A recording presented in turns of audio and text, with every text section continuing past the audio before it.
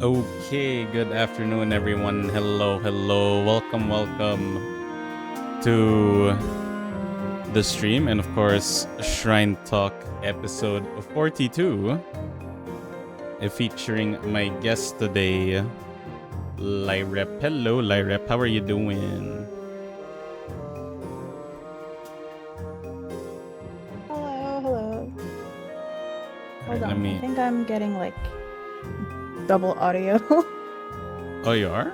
There. That's better. I got it. Okay, you got it. Okay. Ah. It's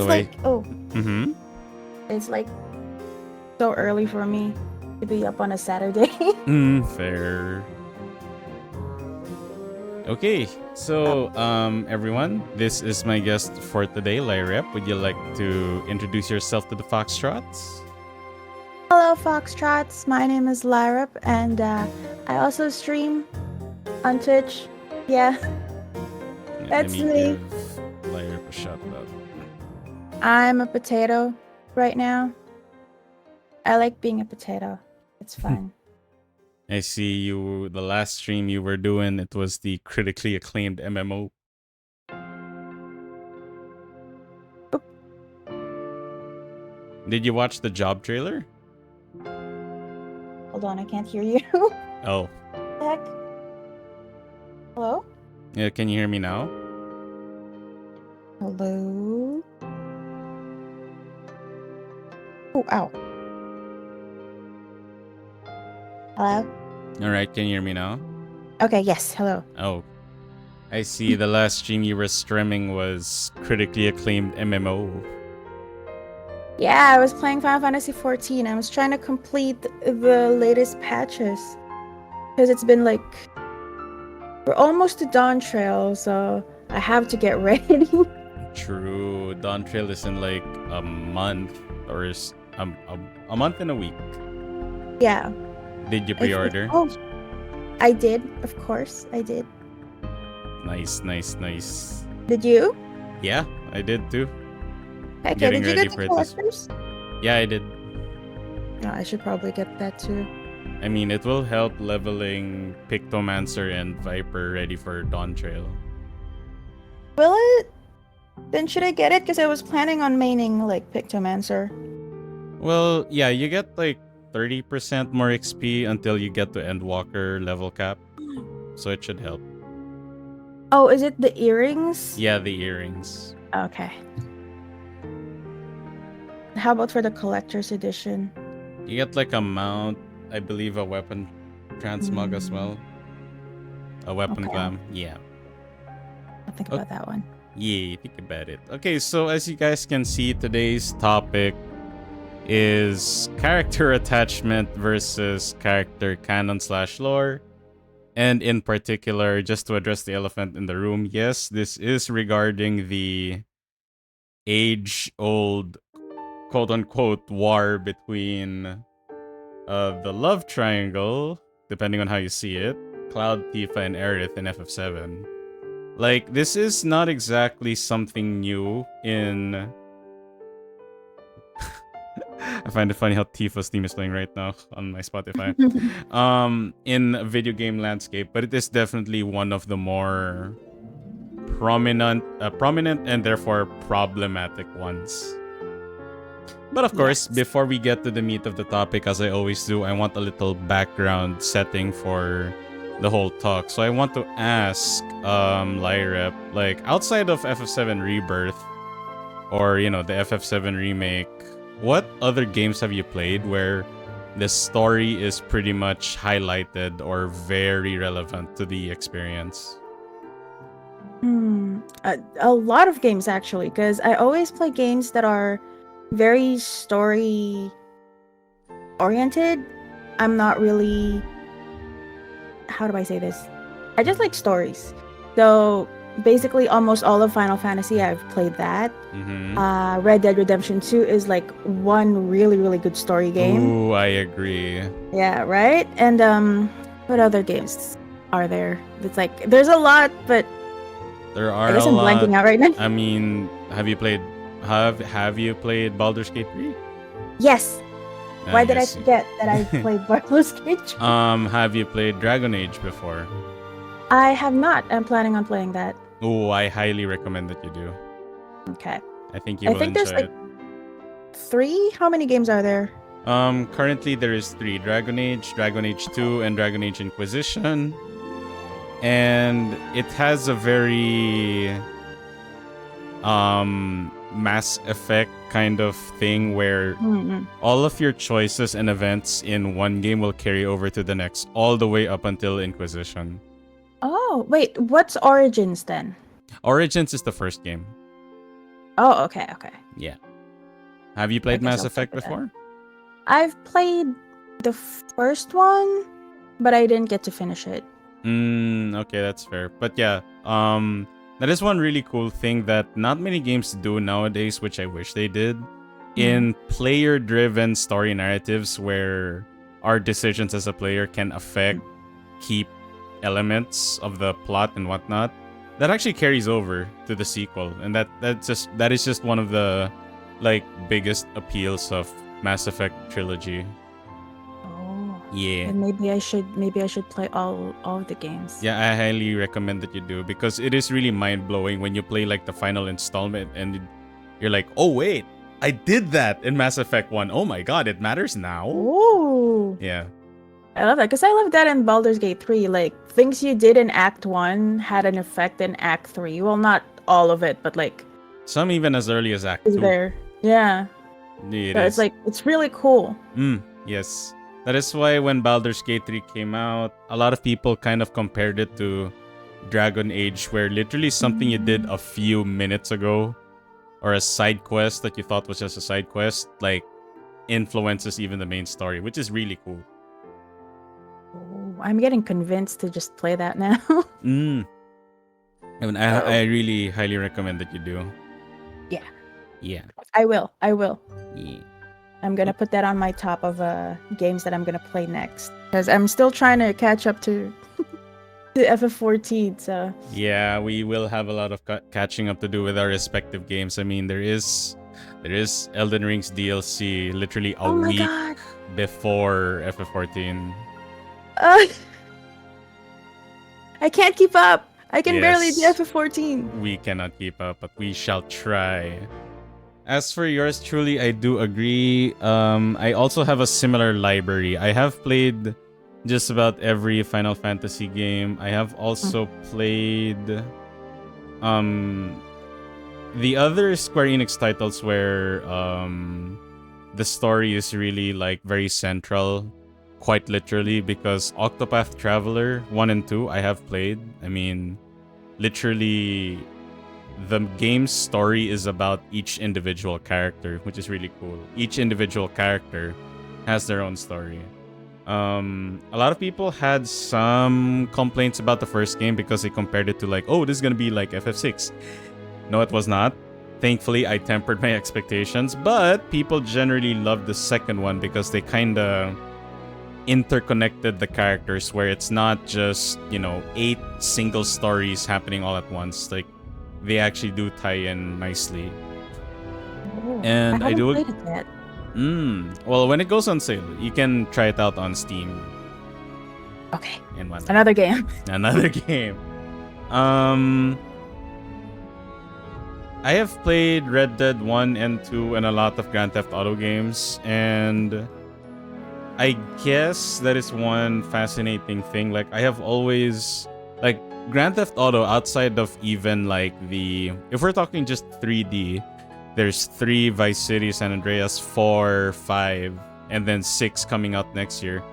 Out of the 5 titles I have played of Grand Theft Auto, I still enjoyed Red Dead 1 and 2 more than all 5 of those. And like, Red Dead 2 just really hits differently as a gaming experience, and it's one of those rare games where the gameplay is like really appealing, but the story is so like it keeps you invested. Like, a lot of people say, right, the game is what keeps you in, but the story is what keeps you invested for the long run. I mean, if you have played Breath of the Wild or Tears of the Kingdom, like you're wondering, why the hell am I going around this entire map that's so big?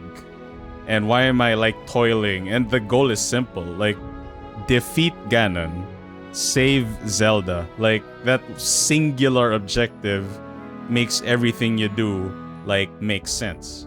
Not all games need that. There are some games where you can forget about the story and it's still hella fun to play. I mean, Monster Hunter, for example. Yeah. Not to say that Monster Hunter does not have a story, but majority of the player base cannot really like, oh, there is a story? Right, there is a story. Yeah, there is. But the gameplay is just so, really fun that not people really focus on that. And for those games, I think that is okay. Not every game needs to be Red Dead. Not every game needs to be Monster Hunter. I think both kind of games need to exist.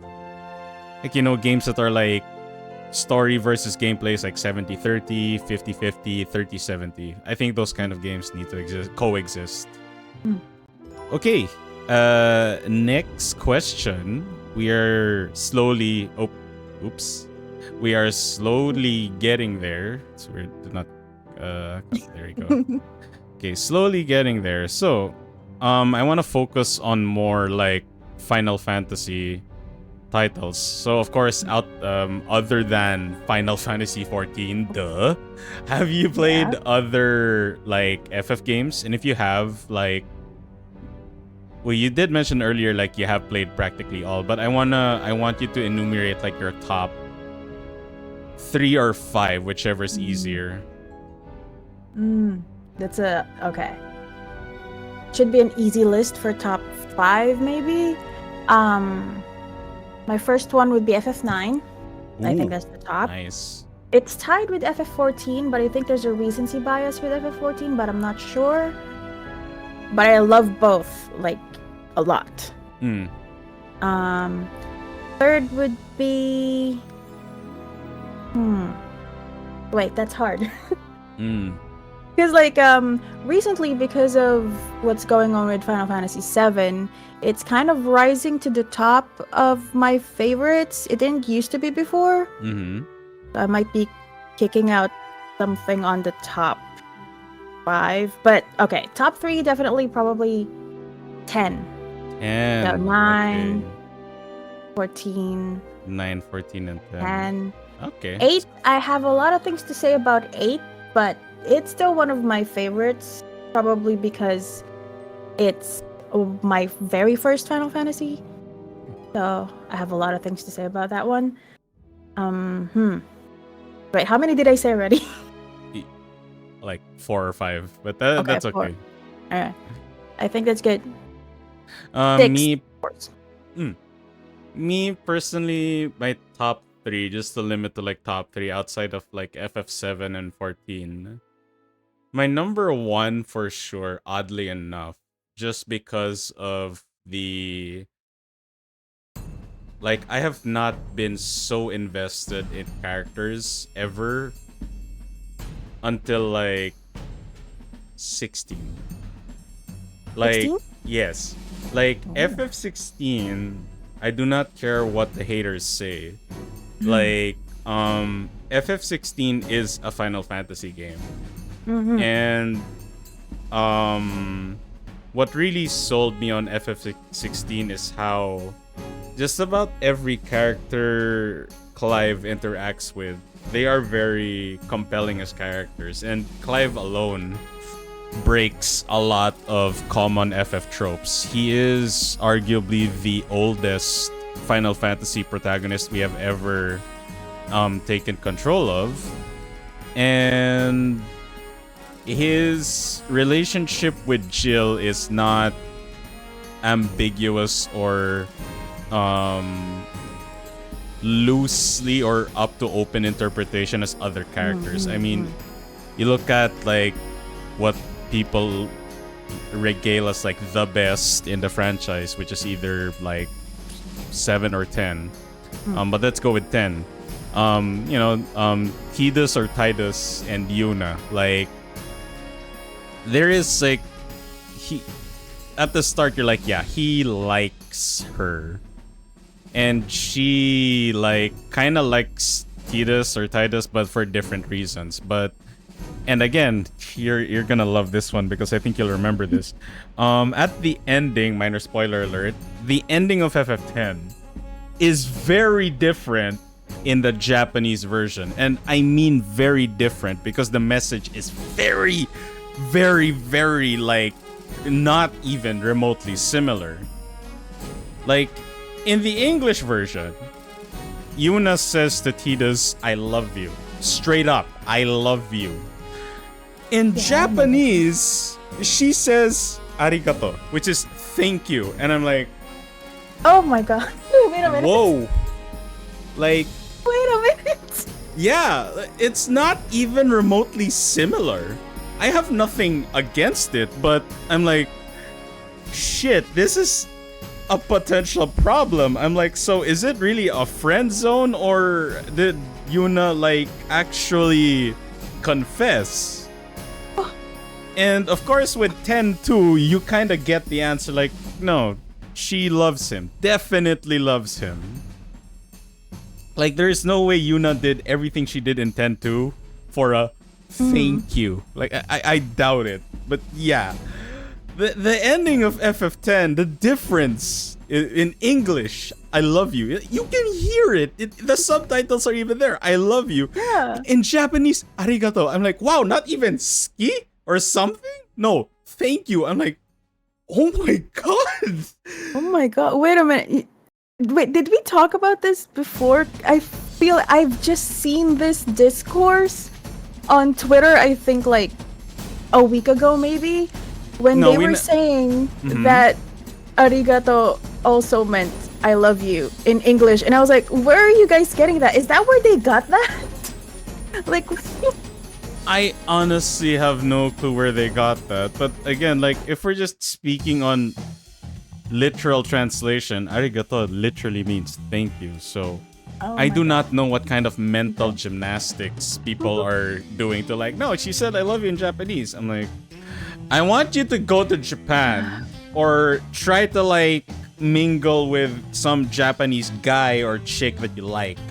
And then when you confess, I want you to say arigato and tell me if it actually worked. Tell me if it actually worked. Because, hey, I'm not a linguist. Maybe it does. Yeah, it's a cultural thing. I don't know. But you know what? I want someone to try it. Tell me if it works. Prove me wrong. But yeah, that's one of the weirdest, like, things about the game, like, at the end. Let's see. I did mention. Wow. I didn't even know that. Yeah. That's, and number 2 for me, for my top 3, is definitely FF10. And for a lot of reasons. But one of my biggest reasons for 10 is definitely world building. Like, in my opinion, FF10 beats every Final Fantasy game in terms of world building. The world of Spira is just almost flawlessly written in. Nothing works in the name of convenience. Like, it makes sense. Right? Like, it really, really makes sense why everything is the way it is. And before you can even think of a loophole, the whole lore of Sin, Yevon, the Albed, it just makes sense. Like, it's just so mind-blowing. And of course, the party members, like, all of the party members, be it Waka, Auron, Lulu, Kimari, everyone, they are just really, really well written. And I gotta say, like, if I were to pick one male character in the entire franchise that I want to be when I, like, get older, definitely Auron. Because Jesus Christ, like, I mean, he's buff, he sounds hella good, he's handsome, he's got mad drip. He's got everything. I agree. Christ. Like, you don't want to be Clive? No, I mean, yeah, but dude, more realistically, I have a bigger chance of being like Auron than I have with Clive. Clive's just hot. Like, damn. Clive was just born hot, you know? Yeah, just be born hot, right? Just be born hot. Privilege. For number 3, not FF14, because that is clear bias on my end. but I would definitely put Final Fantasy 6 for number 3. Like, Final Fantasy 6 is one of the darkest and most well-written Final Fantasy titles where other games have been very light-hearted. Even like if someone were to tell me like, whoa, really? Even like FF16, FF like that one arc in FF15, how about 12? No. FF6 is the darkest because that is like when part 2 of the game is like, yeah, you're the heroine of this game and you failed. You think we're just gonna gloss over the fact that you failed? No, you're gonna feel the consequences of your monumental failure. Like, the whole world is literally splintered because you failed. Yeah. You just failed. It's just like, it's like a different feeling you get, you know, when all of the other Final Fantasies like make you feel like you're the hero, you know, you're so like there is still this, hope, you know. Yeah, and then you get 6 and you're like, what? Like even in FF like 7 in the OG, like after you get to the Northern Crater, you're like, oh my god, what the hell is going on? No, despite that, everyone is still like hopeful, even in the party. And you know, in FF10, when the whole party gets like exiled and they are basically on everyone's like shit list. Like, oh, they killed Discount Sephiroth with blue hair in FF10. They are bad. Kill them. Arrest them. Like, Yuna's just distraught, but like everyone, the rest are like, no, they're wrong. Yada yada yada. But 6, like, maybe 1 or 2 characters are like, we've been through this before, right? But even then, they're kind of doubtful. It's crazy. It's really crazy how, and that's, I think that is one of definitely like the biggest strengths of Final Fantasy, where if someone were to ask me like, Yoko, I have not played 1 to 5. Everyone tells me 6 is great. Good. Play it. I don't have to, no, you do not have to play 1 to 5 to understand 6. Yoko, I wanna play as Final Fantasy May Cry featuring best doggo. Fine. Wait for it on PC, or if you have a PS5, play it. You don't have to play all the titles before it. Really fucking cool. Alright, this one. I'm looking forward to this question now that we established what FF games we have played. So, do you have other characters in your library, you know, that you have become so attached to, other than the FF7 cast? Is it like for only FF or other games? Other games. But Okay, if you want to keep it FF, that is totally fine. Well, we did mention Red Dead Redemption 2. I am very attached to Arthur Morgan. Oh, like, I think about him once every day, you know? I think, for me, I think he is like the best protagonist I have ever encountered. I agree. You know, because I started Red Dead Redemption 2. I wasn't too interested. I was like, I'm just gonna try this. You know, they say it's like GTA but cowboys. Horse, yeah. Yeah, and that horse, basically. Yeah, basically. And then I did not expect to get so attached to him. I agree. I mean, which it kind of like it also ties to this conversation, right? Like character attachment. Because the way you get attached to Arthur is not because you project to him, but because he feels like a real person. Yes, I agree. You know, and that's why I just love him. Okay.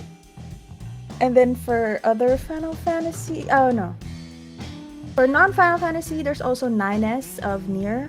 Ooh, good choice. Yeah, I really like him. For Final Fantasy, Graha Tia. He's a Graha, top. of course. Graha. And there's really no one else. Is there anyone else? Tifa, maybe Zack for sure. But you said other than FF7, so yeah, other than FF7, but okay. Torgo, I haven't finished 16 yet, so definitely need to finish 16, but You should. or goes in the top for sure. Let's What see. else? What else you got? That's it for now. That's for it. Now. All right. Let's see. For me, outside of Final Fantasy VII, like, if I were to name one character in Final Fantasy in general, there's one character I've grown really attached to.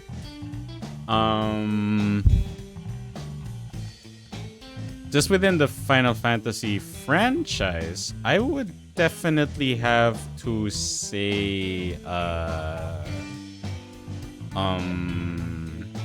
and I have to pick, like, there's 3 names circling my head right now.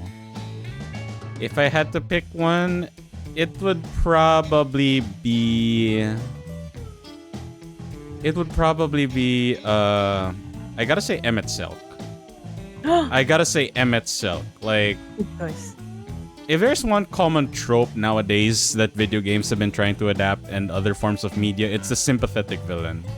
Like, it's the villain that you are still rooting against him or her, but you understand them. And after playing Shadowbringers and Endwalker, I feel so bad for Emmett Silk. Like, I really legitimately feel sorry for the guy. Right. Like, one of the most prominent ancients could not even stop the Sundering. And he had to basically, like, respect one of his closest friends, Venat, from going through with it.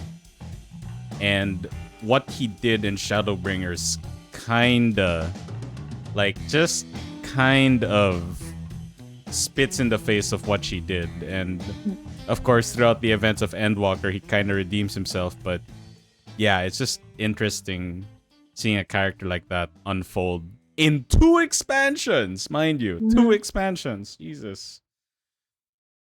Let's see. Outside of Final Fantasy, let's see. As a Resident Evil fan, I have to say I am very much attached to... I will definitely say Leon S. Kennedy as a character. Like, there is a reason why he is the poster boy of Resident Evil at this point. No, not because he is hot. Not only because he is hot. But, like, Leon S. Kennedy, like, first day in the force. First day in the Raccoon Police Force. Hey, welcome, rookie! Raccoon City Incident! He doesn't even get a break, man. First day as Raccoon Police Officer has to deal with a zombie outbreak that results in basically Raccoon City being wiped off the map. Like, oh my god. And he had to, like, hide that, you know? He had to be like... I feel bad for him, honestly. Yeah, and then after the events of Resident Evil 2, you'd think, oh, he gets a hero's... No, he does not. No. Because what happened in Raccoon City was both a bureaucratic and political problem. So he had to be kept quiet. Now, the thing is, even then, the government was like, as much as we'd like to give you a vacation, Mr. Kennedy, you are too good of an asset. Would you like to join protective detail for the president's daughter? Okay, yeah, sure, why not? And then Resident Evil 4 happened. And then after that, Resident Evil 6 happened. Oh, I haven't And played then the 6. Resident Evil animated movies. Like, Leon just cannot get a break. I literally feel sorry for the guy. Despite that, other than the women memes, Leon is still Leon. Like, I have to respect that. Leon is still bound by his own code of moral and ethics. And it's very, like, kind of grizzled and grounded. Like, he's not a Boy Scout like I would paint like Chris Redfield. Chris Redfield is literally a Boy Scout. Up until maybe Village, where he starts to become more brutal and whatnot. But Leon has always been like, no, I am willing to do what is necessary, but I am still like that Raccoon City police officer that nearly died in Raccoon City at heart. Like Leon will stop in the middle of his mission to help a dog trapped in a bear trap. Yeah, one of them. That is why like I'm really attached to Leon. And for number three, For number three, I have to go with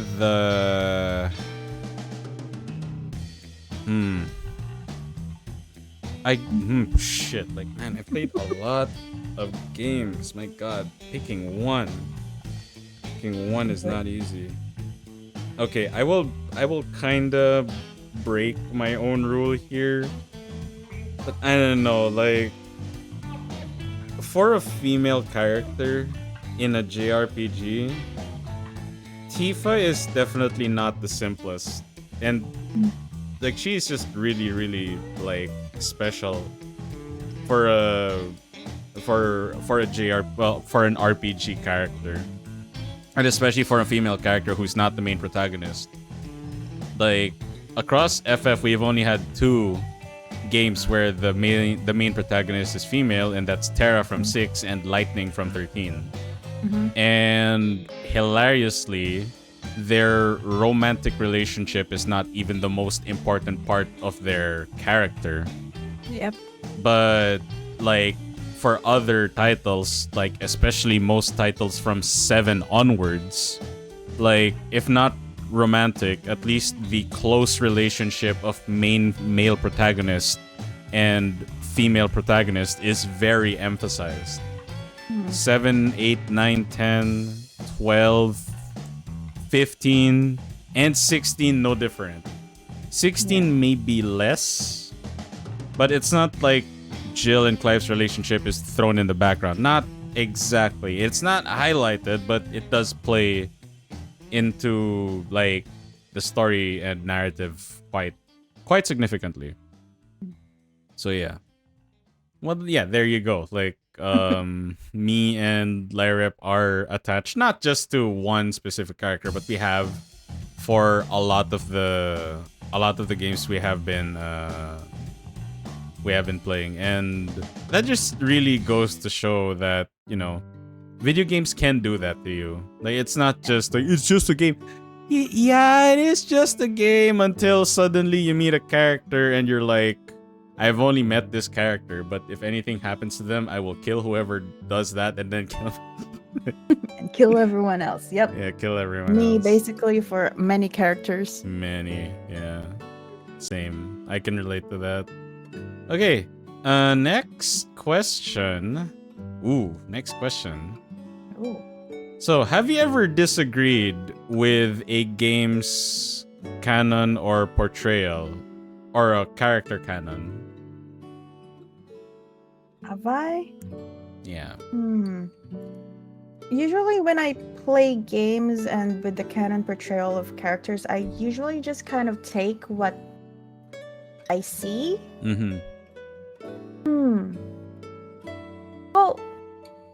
Well, since we're talking about Final Fantasy, I guess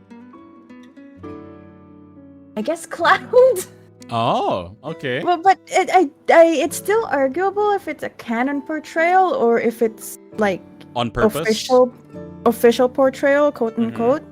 Like, they touted him as this hero with 2 heroines on his arm, you know, like that the girls are fighting over him, but then well, we'll save this for later, but yeah, that whole thing, you know, it cheapens what kind of character he really is. Yeah. So, I can see that. Yeah, I do disagree, I suppose, with how they portrayed him officially, quote unquote.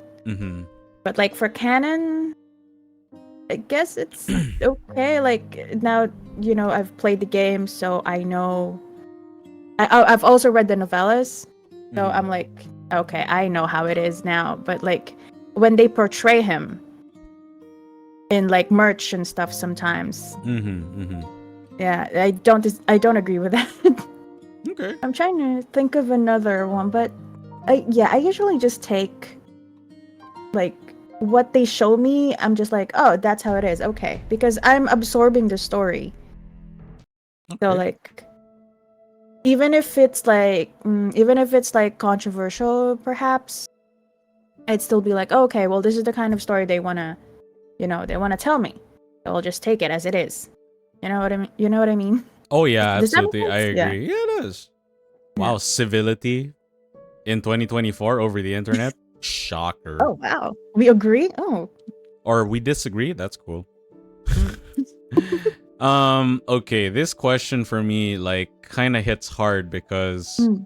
as someone who has played Last of Us Part 1 and 2, Oh, I haven't and played I two. have mentioned this before. Like, have you played Last of Us Part 2? I haven't played two, but I've played one. Do you know the general plot of 2? Um, no.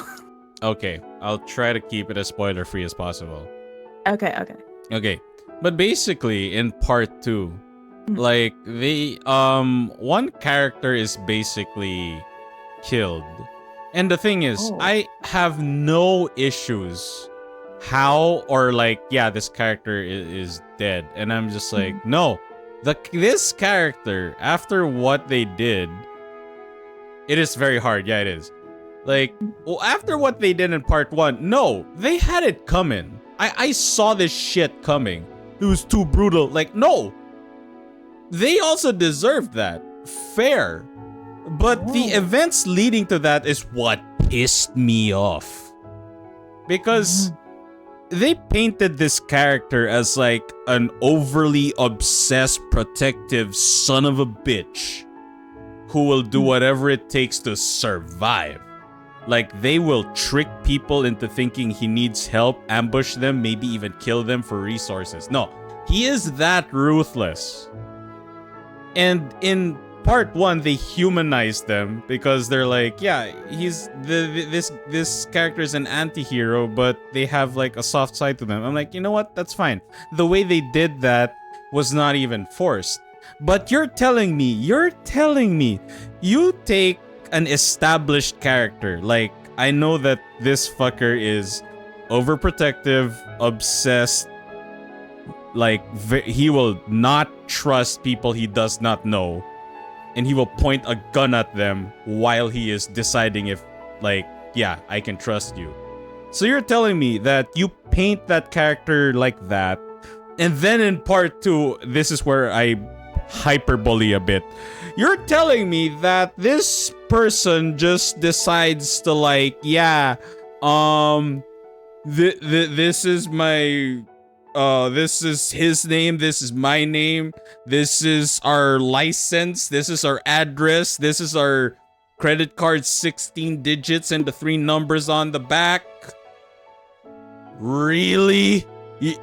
You're telling me that this established character suddenly, without like any signs of them changing like this, suddenly just that happens? I'm like, no, this is not that character. I rarely say that, right? I rarely say that. Even when people have argued like, no, like low honor Morgan is more accurate than high honor Morgan. And I think that's the best part about Red Dead. My Arthur Morgan is definitely different than Lairep's, even though like me personally, like not just like how I control Arthur, but like how I dress him up, his haircut, whatever. It's different from Lairep's, and that is totally fine. Arthur Morgan can still be Rockstar's Arthur Morgan, but I can also shape Arthur in what I think, he is. And that is totally fine.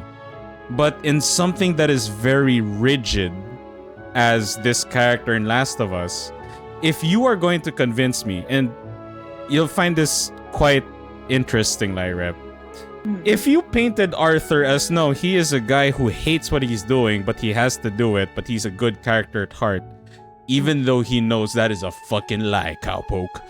Like, it's only until chapter 6 where Arthur actually has the option to like forego the debts. And he'll even give like the debtors, like the debtees rather, like, no, you can't pay for it.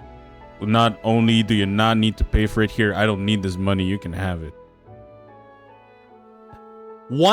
From chapter 1 to 6, you cannot do that until chapter 6.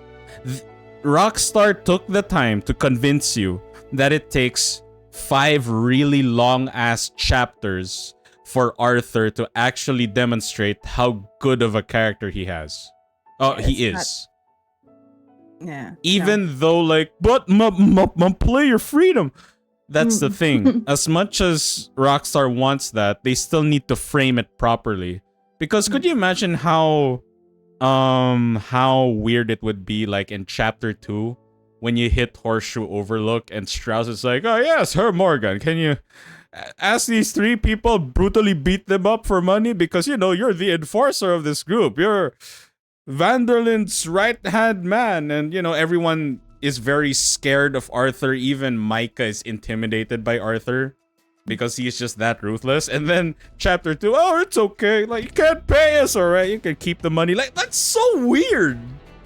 Like, I thought I'm this badass enforcer of the Vanderlyn gang. Like, why am I a softie now? But when I do that in 6, it makes sense because of what happens to him from 1 to 5. It finally makes sense. But none of that in Last of Us 2. Like, I if anything, like, all of the flashbacks, I'm like, no, he has not changed. This character has not changed, but okay. I guess this character is giving his full name, address, 16 digits, TIN number, 3 digits, OTP. Damn. That is when I actually very much disagreed with a game's canon portrayal or character canon. And I very rarely do that. Because I still respect the fact that whatever opinions I have about Cloud or Tifa or Aerith or any character in any game, it is not my character. That's still Nomura's. Yeah. Like, if Nomura suddenly, like in part 3, by the way, Cloud is gay. I'm like, okay. Like, okay. Alright, that's fine with me. That's your character. Like, make it make sense. That is all I'm asking. I mean, it makes sense because of Sephiroth, but, you know, we'll talk about that later. Yeah, that will come later. But basically, like, no, I can respect that. If Cloud's gay, he's gay. Okay, fine, that's cool. He's bi. Okay, whatever. Oh, Tifa's actually gay? Oh, that's fine too. I don't care. Your character. Just make it make sense. Alright, that's fine. Cloud is pan. He goes with whatever floats his boat. No, he goes with whoever is able to, like, beat him in Queen's Gambit. Just like how Squall picks his partners based on triple triad. Like, nah. Whoever's the best at the cards, you know? Yeah, whoever's best at cards. Like, literally Sephiroth could be calling down Meteor. A Cloud will, like, encounter, like, some character screaming for, oh my god, we're gonna die! Wanna play cards? Bro! There's a fucking rock falling out of the sky! And there's time. His ATB bar has not finished filling up yet. You wanna play cards? Swear to God, Final Fantasy and their obsession with freaking mini games that are ridiculously addicting. I hope they do not stop doing that. I love Queen's Gambit. Me too. Oh my god, my favorite. Yes. All right. Next question before the intermission. So, do you believe that a creator of a hang on. Do you believe that the creator of a character in a game has sole ownership of that character? Or can the player fan base input have an influence? What do you think? When you say ownership, how do you mean?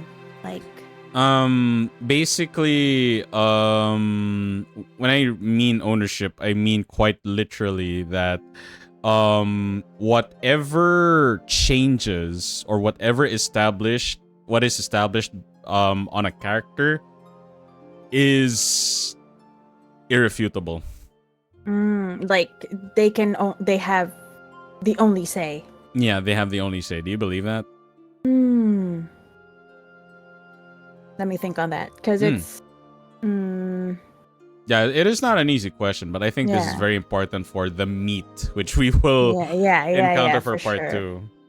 Because like I said before, I just take whatever the story that they're trying to tell me. If I do disagree, I'll just kind of like disagree on my own, but I'm not gonna fight the author over it. So maybe my stance on this is, yeah, they do have the ownership of the character, because in the end, it's their story they're trying to tell with the character. Mm-hmm. I suppose if the owner does care about the fan base, or whatever the fans want, then yeah, it can have an influence. But I think for the most part, if what the fans want reflect what they want to tell, then there's no problem, right? Mm-hmm. I I do think that it's bad that a player base would, get mad at the author because Ha. they did something like that they did not agree with, or like Mm. they didn't give them what they wanted, Yeah. right? I've seen that recently, by the way. I have seen I that several remember, times too. Yeah. yeah, like apparently someone was making jokes about, this is really dark. Someone was making jokes about like cooking Nojima's gerbils. Nojima is like the scenario writer of Final Fantasy VII, and they were like threatening to cook Oh. his gerbils. And I was What like, the what the fuck? heck? I know, right? Like, what the hell? You know I what I mean? always I draw the line of like opinion or criticism at death Yeah. threats. Like, you never Yeah. go there. Ever. Never, ever, Never, ever. ever.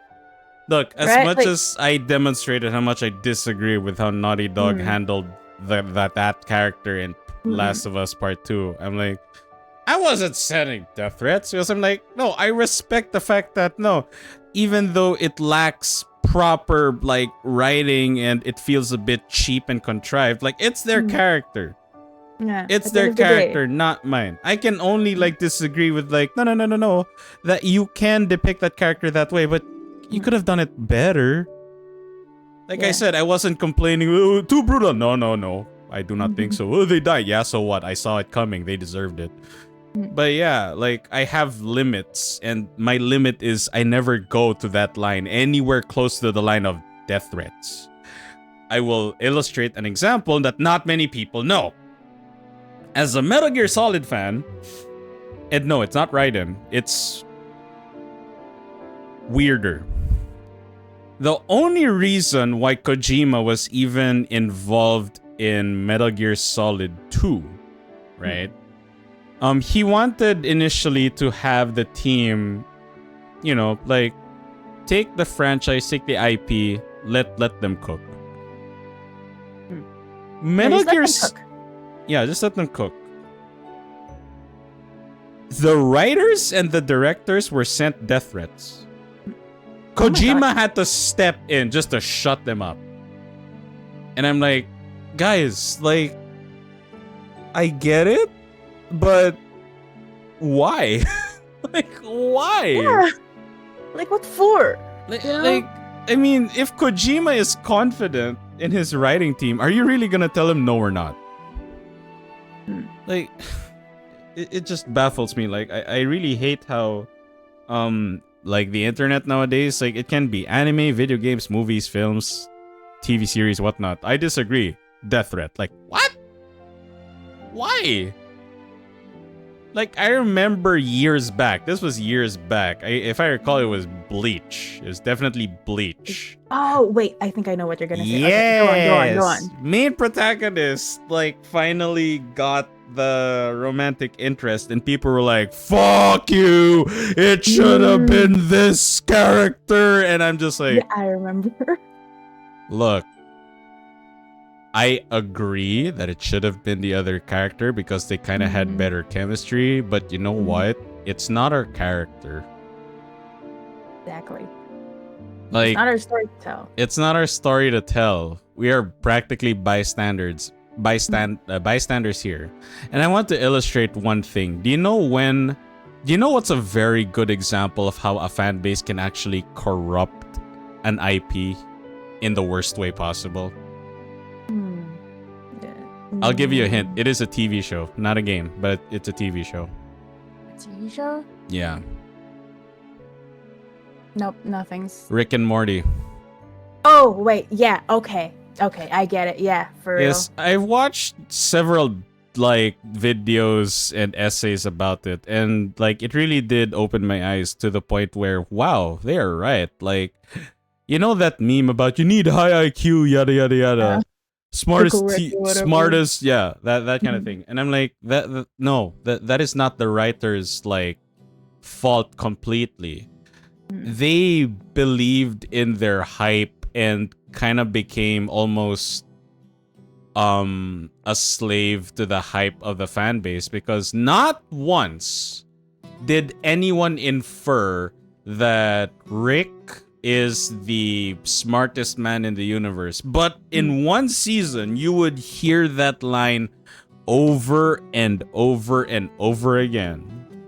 Yeah, I'm the smartest man in the universe. Smartest? He can do that? Well, he is the smartest man in the universe. Like, what the heck? And it's because of the fan base. Like, the fan base really liked his nihilism, his intellect, that instead of focusing on like relationships and whatnot and science, the show, instead of like a family sitcom drama through the lens of a sci-fi like background, it became a show about nihilism and a Gary Stu smartest man in the universe. Exactly my point. Like, that is when a fan base can actually corrupt a show, and I do not like that. I don't like that either. Because if any one of us were to make, like, you know, as kids, we had drawings, we had our own stories and whatnot. Wouldn't it be a bit heartbreaking if, like, someone just took your drawing and did the modern day, fixed it for you? And then you look at it and it's drastically different from what you had in mind. That is heartbreaking. Yeah. And that is exactly like the last thing I want any creative like director or creator really to feel, is heartbreak, because like, yeah, I created something and not only do people like it, but it has been shaped by other people except me. Now, there is a difference, of course, between ego and proper criticism. There is a fine line between that. And as we start leaning in towards part 2 of this podcast, or this little talk show, when it comes to relationships, I always give a benefit of the doubt that there is a reason why relationships in creative works, be it anime, video games, movies, TV shows, why it is very like open to interpretation or very ambiguous. It's because they want the consumers or the spectators to like try to theorize or just see it unfold, right? Because in real life, that is kind of how relationships work. Yeah. If I knew someone who's like, yo, I'm dating this girl, do you really think like the right thing to do is like, hey, yo, I booked a movie ticket for both of you like this Saturday? Like, what? Like, no, you have to let relationships happen organically. Yeah. And the funny thing is, right, we do that IRL. We let our friends like relationship happen organically, like they'll get better over time. Yeah. Now, of course, that is a lot harder with video games because, you know, games cannot be too long. Like, there is that golden zone of like 20 hours is short enough, 40 hours is decent enough, and then 60 to 80 is like, okay, it's getting kind of long. Yeah. So, you know, and that is literally the difference between 1 to 3 days. IRL, a relationship is not going to organically get better drastically within 3 days. No, it takes time. So video games in particular have to condense that, and that's why even though, say, Cloud and Tifa are childhood friends, if they were going for that angle of relationship,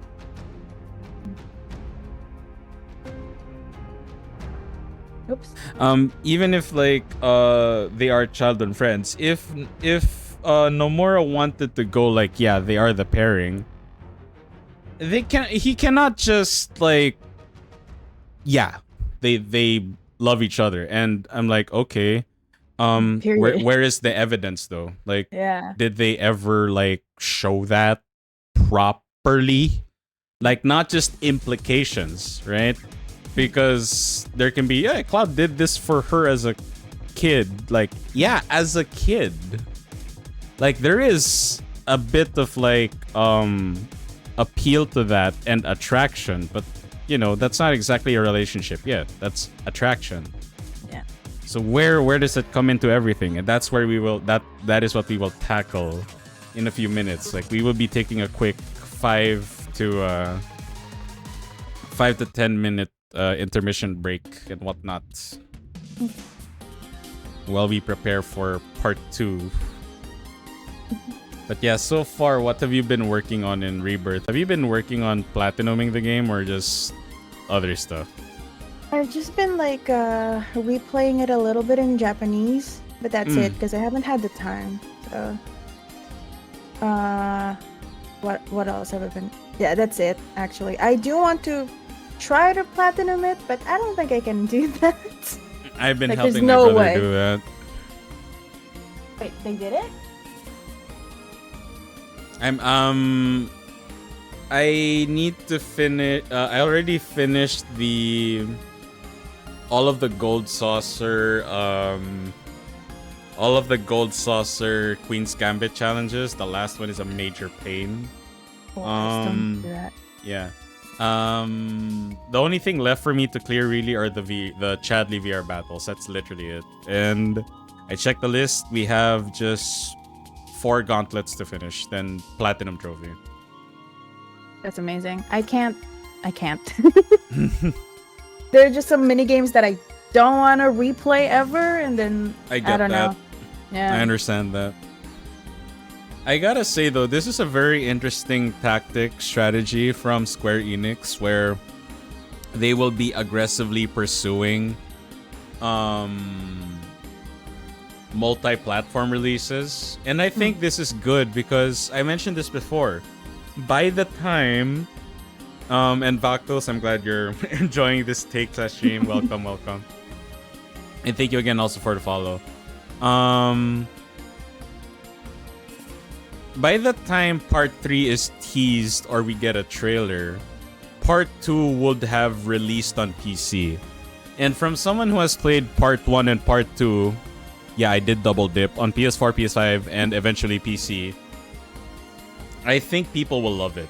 Like, I absolutely loved every second of Remake and Rebirth. And you know, after the events of Rebirth, I was like, God damn it, I want part 3 right now. Yeah. And exactly. I am glad that anyone who's like, me no PS5, that won't be a problem because guess what? Like, I'm not saying it will be, but 99% it is going to happen. Part 3 will definitely release on all platforms simultaneously. Like, that is a realistic thing to expect. It's not copium anymore. Because recently, like, there are more and more, like, data coming out regarding, like, the PS5 that really paints a reason why Square Enix is addressing this. And I'd like to ask Lairep, do you know how many of the PlayStation player base owns a PS5? Actually no, but apparently it's like lower than what they say there are. Yeah, but what is your, give me a guesstimate. Like 2 to 3 million maybe? No, percent. A percent? I don't know. Guesstimate. 60, 70? You'll be shocked. Shock me. 50. Oh my god. Half of the player base has not left the PS4. They have not. Which means the 300-something thousand sales for FF16 and Rebirth could have been doubled if it released on PC on the same day. For sure. Because half of them, half of them have not even left PlayStation 4. And thing is, 16 and 16 and Rebirth are those games now that have no PS4 version. Even God of War Ragnarok had a PS4 version. A lot of games still have PS4 versions. Yeah, a lot still do. But Sony and the developers are slowly like moving into like, you need a PS5. And when Square Enix finally realized, like, wait a minute. So you're telling me that if we sold 500,000 copies of this game on PS5, we could have easily made 500,000 more if the PlayStation 4 player base could buy it. See, I'm not even talking about buy a PS5. No, just the game. Buy the game. And that's just the PlayStation player base. We're not even taking into account Xbox or PC or Nintendo. That is even a larger market that they are missing out. On day one, first impressions are really important, mind you. True. And this is when people are like, we cannot get it on sale because it's day one. So publishers will have to take a cut in sales when people finally get it on discount. But that would not be a problem if it was released on the same day. And you might ask, well, Yoko, who the hell wants to play a $70 game on release? Those who do not want to be spoiled. Me. Basically. Especially with Rebirth. I'm like, I know what's gonna happen for the next few weeks after this game releases. I'm gonna fucking finish it ASAP. Like, I can do the side quests, optional stuff in New Game Plus, but I need to get the story out of the way so I don't get spoiled.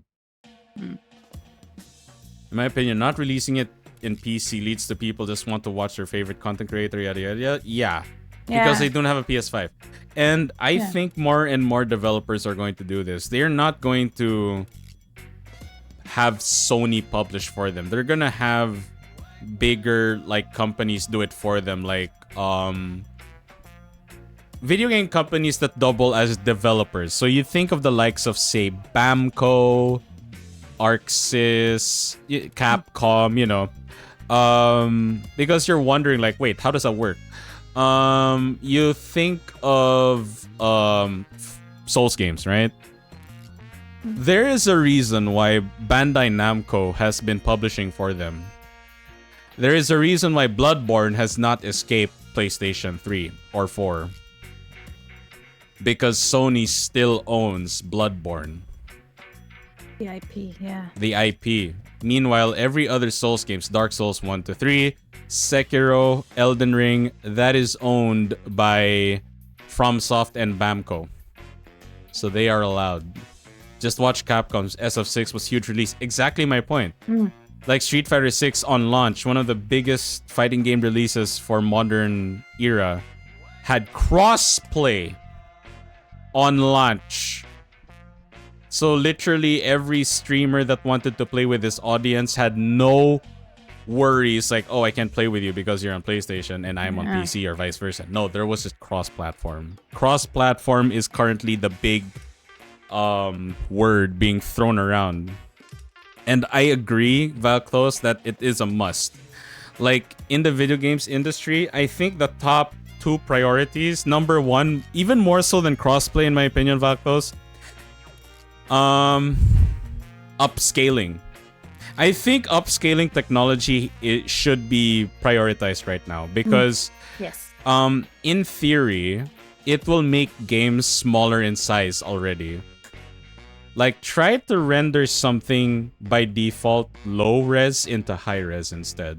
I think instead of, hey, you can run FF7 Rebirth on your RTX 6969 Ti at 12K 240 FPS, you can see every single hair strand on Cloud's head. I'm like, do you think that matters when most of the time I'm hacking and slashing and flying through the air? When will I ever see that? Like, I am content with just like, no, just give me a smooth, nice frame rate and like, you know, upscale it. And then, oh, by the way, this game, because of our super high detail textures and meshes, 300 gigabytes. I'm like, no. No fucking way. I am not doing that shit. But funny enough, in theory, again, I am not a tech expert. In theory, with proper AI upscaling technology, you can really properly lighten the file size of a game, but make it run next-gen graphics and stuff. And I honestly think, as an industry, I think games have reached kind of like its peak in terms of graphical fidelity. Yeah. Because I can show someone a cutscene from Uncharted 4 and like, whoa, wow, look at what the PS5 can do. Bro, this is a PS4 game. Uncharted 4 is a PS4 game. And the graphics of the game is insane. That's PS4. Yeah. I think we have reached that part where graphical fidelity is not the primary like goal. It has to be performance, and as Vakto said earlier, crossplay. Yeah. Like there has to be that. And gameplay, of course. Yeah. This is what some companies are trying for the next MMOs, like top tier graphics, not sacrificing FPS and ping. That is why I'm also looking forward to Riot's upcoming MMO. It's still in development, but there's barely any news because, of course, they do not want to hype it up before they have anything to show. But yeah. Alright, let's move on to part 2. Ooh. And here is the question. So, ever since the OG FF7, Cloud sparing has always caused wars, discussion, and discourse. I'll just address the elephant in the room with this question. So which side are you on? That's actually a difficult question. Because when I first played it, I was on the Cloud and Aerith side. Mm-hmm. But I didn't care about Cloud. So I wasn't like too invested on that side. Mm-hmm. I was like, I just looked it up. I was like, hey, are Cloud and Aerith a thing?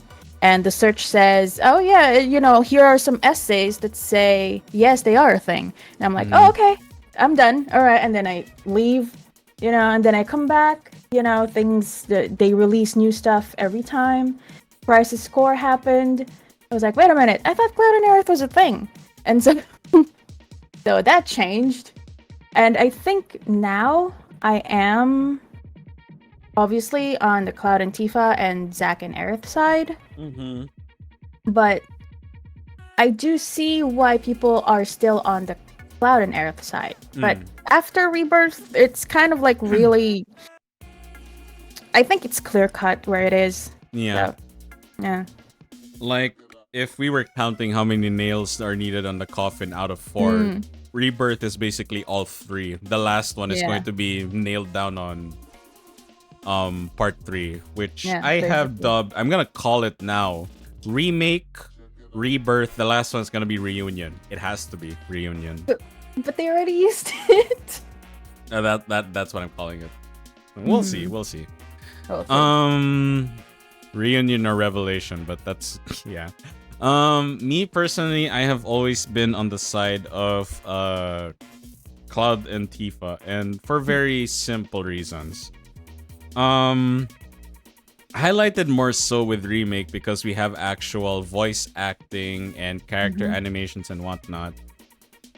Valktos also has this very similar point. You know that trope in anime and whatnot where main male character and female character are always almost in that situation where, oh, this is a setup for a kiss, but we're not gonna kiss because XYZ. Cloud has had that with Tifa several times in part 1 and part 2. And although subtle, right? And of course, those who are Cloud Aerith, you might be very mad about what I'm about to say. But look, the hints are very subtle, but they are there. Like, as simple as Aerith asking, hey, do you remember this thing? And how nonchalantly Cloud says, nah, don't really. Nope. It's like, it's not like Cloud doesn't care. I mean, again, like, Aerith in some way, like, means a lot to Cloud. But that is, like, I do not want to turn this into a 30-minute, 60-minute video essay, but I'll keep it simple.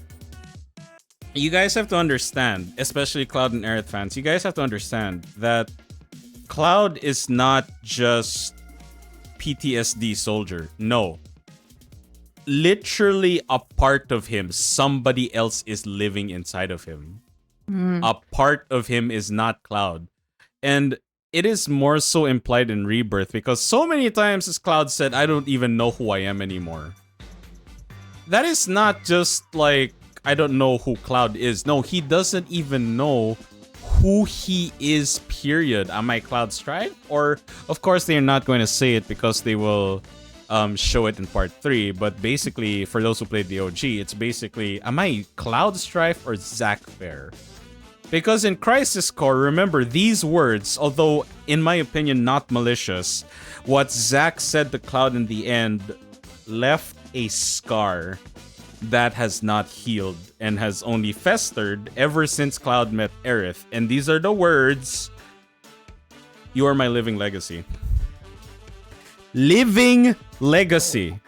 I live through you.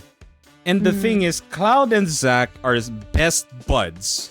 That Cloud practically knows what kind of person Zack is. And to some extent, Zack has surfaced almost skin level on Cloud.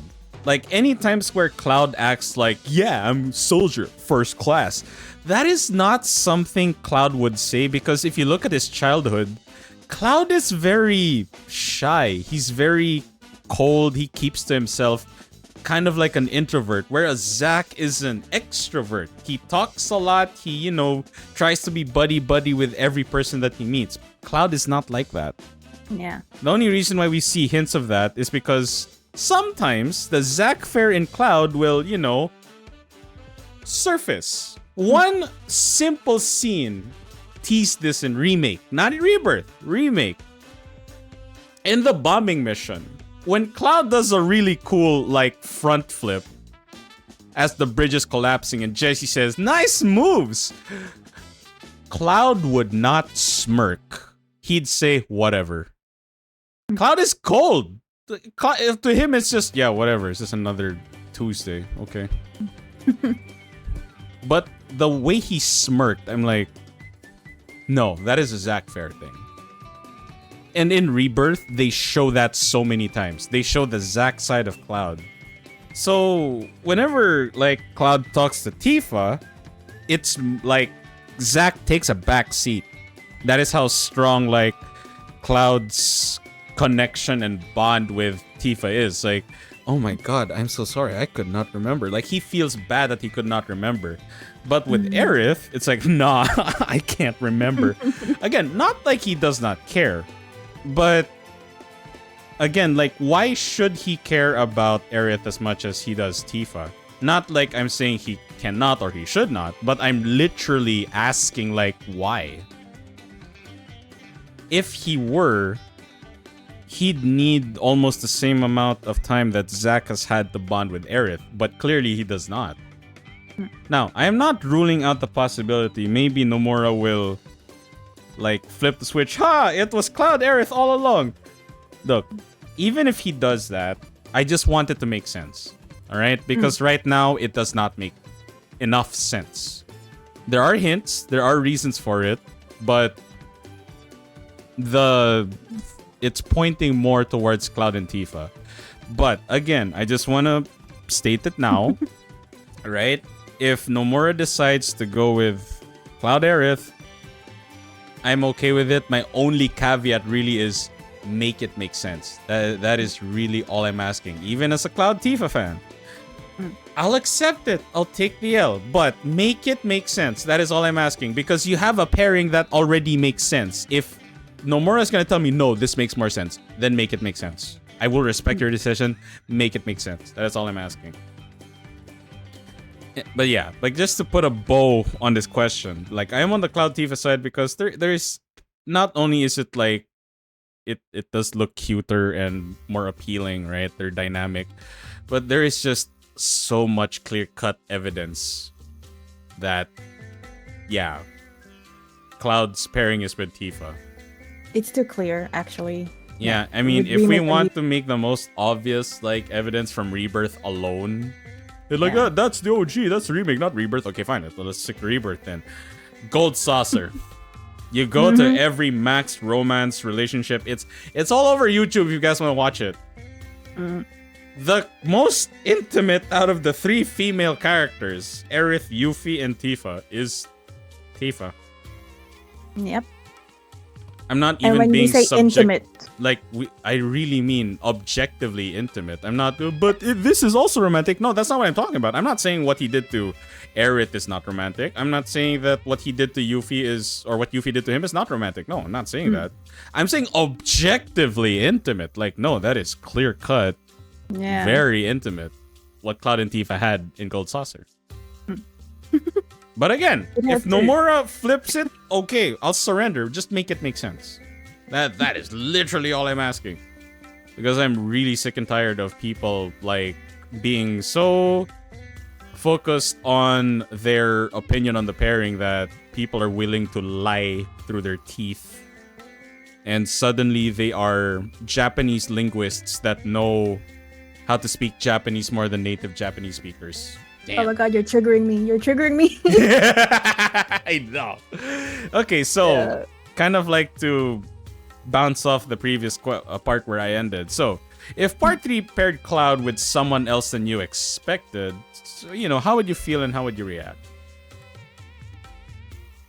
I guess I'll be fine with it. Like, I mean, like I said, I'll just take what they show me. But then you are also right in that they have to make it make sense. Yeah. Right? Like, I need the full context. Yeah, Cloud. If they go for Cloud or Barrett, make it make sense, you know? Cloud and Barrett, make it make sense. I want to see the tension. I want to see, there has to be also drama, you know? Like, wait, I thought you liked Tifa, but then it was Barrett all along. Give me the drama, give me the tea, you know? Don't just at the end, they're married, like, hang on. Yeah, you know, like, I agree. Explain. But I'll still take it, you know, because at the end of the day, like I said, it's not my story, it's their story, and I see myself as a spectator, you know. I'm just there to look at it. I'm just there for the memes, right? I'm just there for the vibes. So I am more or less on the same page as well. Like, again, like, if they pair up Cloud with Sephiroth or Cloud with Don Corneo, like, totally fine. Just make it make sense, right? Because to me, like, what the fandom does not understand with this whole shipping war, we want the same thing. We want a good relationship for our boy Cloud because he has suffered a lot, okay? Like, I think people do not seem to grasp just how serious of a problem Cloud has. It's not just PTSD, my mom died, my hero is actually a murderous villain that wants to kill everything that lives and breathes. It is more than just that. Like, I do not want anyone to try and picture this, but if you dare, try to imagine a world where another person is living in your body with you. It's not just those haha intrusive thoughts. No, not haha intrusive thoughts. Like, actual, I would not do that. What the fuck are you doing? Kind of thoughts. Like, yeah, not. It's scary. Yeah. It's frightening. It will drive you mad. And if anything, like, I'm glad that in Rebirth, they kind of emphasize that where you've already played it, but like Cloud almost cut Tifa in half with the Buster Sword. I'm just like, Yes. holy shit! I know, right? But you know what? I think that's Nomura's way of saying just like, yeah, Cloud's got serious problems. Really fucking serious problems. Yep. It really is to almost tease what happens in the Northern Crater in the OG, where, wow, really? Cloud just gives him the meteor materia nonchalantly. Yeah, mind control powers. Woo. No. Of course, Nomura wants the build-up, and he's been building up by just showing you that, yeah, even his childhood friend who he promised, yeah, I'll do you a solid. You're in a pickle, I'll get you out. The reason why he even joined Avalanche for another mission after getting paid was not because of Barret, Jesse, Biggs, or Wedge. No, it was because he made a promise to Tifa. After all that, he nearly spat on that by almost cutting her in half because Sephiroth told him to. Well, not literally, but basically, Sephiroth convinced him that, you know, oh, Tifa's not who you think she is. No. And he just rolled with it. Like, that is serious. Yeah. That is actually serious. But yeah, me personally, for pairings, like, yeah, I'm kind of on the same page with Lairep. Like, it's not like I don't care. I mean, I do care, but not to the point where I will send a death threat if my pairing is not the canon one. Like, no. Not real. Like, again, my only caveat really for the pairing is make it make sense. Yes. Like, if we're taking the most obvious, like, divisive pairing, Cloud Tifa, Cloud Aerith. If it's Cloud Aerith, make it make sense. Just make it make sense. Like, it better not feel contrived. Better make sense.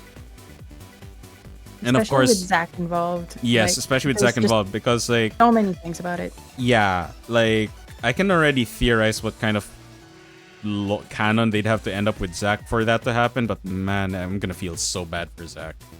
I'm gonna feel really bad for Zack. I mean, can I just say? Yeah, it's already so bad for Zack. Okay, I'm talking about Zack here. It's already so bad for him that. Because people focus on the fact that, okay, Cloud is traumatized, you know, he was experimented on, blah, blah, blah. So was Zack. That happened to Zack too. Zack and Cloud were both experimented on after the Nibelheim incident. They went through the same thing. And then Zack also had to deal with the betrayal of his own company chasing after him for you don't know how long. He's carrying Cloud all the way to Midgar. And then he gets to Midgar, okay, and say we go for the rebirth. He gets to Midgar, you know, and then he sees Aerith, the person he was trying to get to, and she doesn't wake up. She's like just unconscious, and it's like, comatose. Come on, man, like give him a break, like give him something.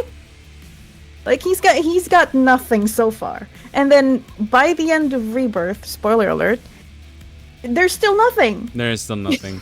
There's still nothing. He's just like, what the hell is going on? briefly, I fanboyed when he got a brief reunion with Cloud. I'm like, oh god. Oh, it makes me so happy. But like, it's not enough. It's not enough. I need part 3. I really need it. Like, they have to give him something. Yeah, like, just I'd want a tiny bit. Yeah. I agree. Mm-hmm. Okay, next question. This is going to, again, delve deeper and deeper into the iceberg. So, right. So, other than pairings, right? Oh, wait. Hang on.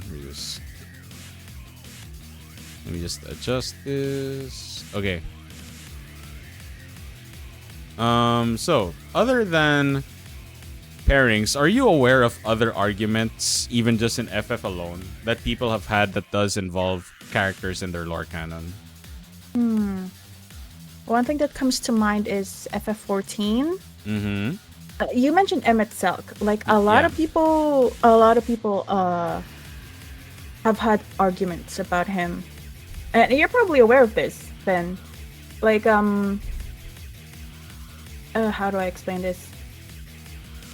Like, they don't like that he has redemption, quote unquote, that he's still evil, and then there are people who are like on the opposite side. Mm-hmm. And it's just like a constant fight. Like I've tuned it out. I think once Endwalker came out, I was like, okay, I'm just gonna tune this whole thing out because it was just clouding my opinion on how good Endwalker is. But like people are so passionate about it, and I agree with you though that like Emmett Suck is a really well written character. He is. Yeah. He's probably like one of my top favorites as well. And it's just sad that because of how well written he is, it causes discourse. Yeah. It doesn't need it doesn't need to cause any discourse because that's the point of him. He's supposed to be how do I say? He's supposed to be conflicting. This reminds me of a meme of like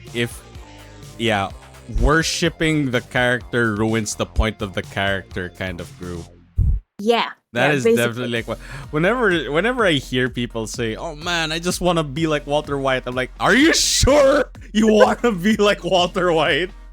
I don't think you do, dude. I don't think you do. Whenever I hear the, "Oh my god, totally me," I'm like, wait, who are you referring to?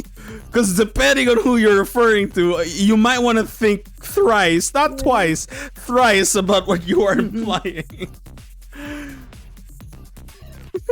Like, dude. It's like